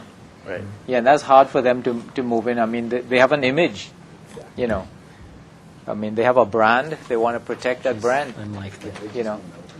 Right. They need to protect that brand. I mean, you're also sitting next to Williams-Sonoma on the other corner. Beautiful building, I mean, they have presence. They have presence on that corner, and so anyway, Ryan, I mean, that's all we have for you. I wish we had more tools in our box, but we're in a tough position here. You have the two options, and go with it. And we'll try to be as helpful as we can within those guidelines. Okay, so I'll be needing to report back to the team here for Papyrus and their design team, so I can just get a continuance indefinite. Sure. And Yep. that's Indefinite probably continuance. appropriate. Yeah. Unless you have any other input for them sooner than that. Okay. Yeah. The colors are in the right direction. I Sure. mean, I think they can fall within, just, Yeah. Mr. Chair, I have another question. Each tenant that moves into this building is going to want to show their theme, their their trademark, character, yeah. et cetera. Yep. So they'll be expected to fit within whatever the overall look is of the canopy, whether it's the existing like that or this proposed look with the Right. detailing in different colors potentially. Right. If that's the scheme they come forward. I mean, Right. that could be just a seminal thing that they're throwing out. So is your concern that these storefronts for each tenant space be compatible with that theme of the canopy, or that more like looking at it in the plan view, that it be more symmetrical and fit within the columns, et cetera? Or are you concerned about both of those things? No, they have to work together. I mean, if you have an overall scheme that the whole block is going to look like this because we're keeping the overhang and the colonnade and everything, then you have to consider that each unit coming under that has to take some consideration of the arches and stuff like that. I mean, we can be very flexible in that. If a door doesn't have to be center for it to work, but it just has to work overall. That's all we're asking. Yeah. And we can't approve one without the other because they both attach to each other and they're together. So anyway, all right. So I'm open to a motion for Ryan to come back indefinite continuance back to the board with this project. Unless you guys have a better motion. I'll take a stab at it. Yeah. Thanks, Keith. So this be indefinite continuance back to full board with the following comments. Board finds the colors and material palette proposed acceptable.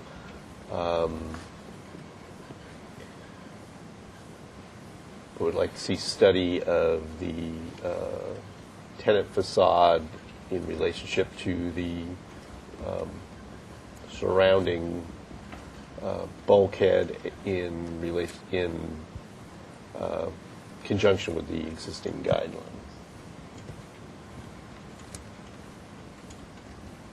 That's right. Do you have a second? I'll second it. Gary, second. Do we want to mention anything about the floor layout of how it should address the center courtyard, or? Well, I think that's Within my the- intent with the relationship between the tenant facade and the Okay. mall shell, as it were. I think Ryan gets that. Okay, so you're not just talking about the structure, but the mall itself as well. Relationship between the two. Yeah. And he mentioned with the present guidelines, so that takes in. All right. That encompasses it, all of it. So, okay, all those in favor of the motion, please say aye. Aye. Against? That motion carries. Thank you. Okay, and with that, that's the last item of the evening. I'd like to adjourn this agenda, and good night, Santa Barbara.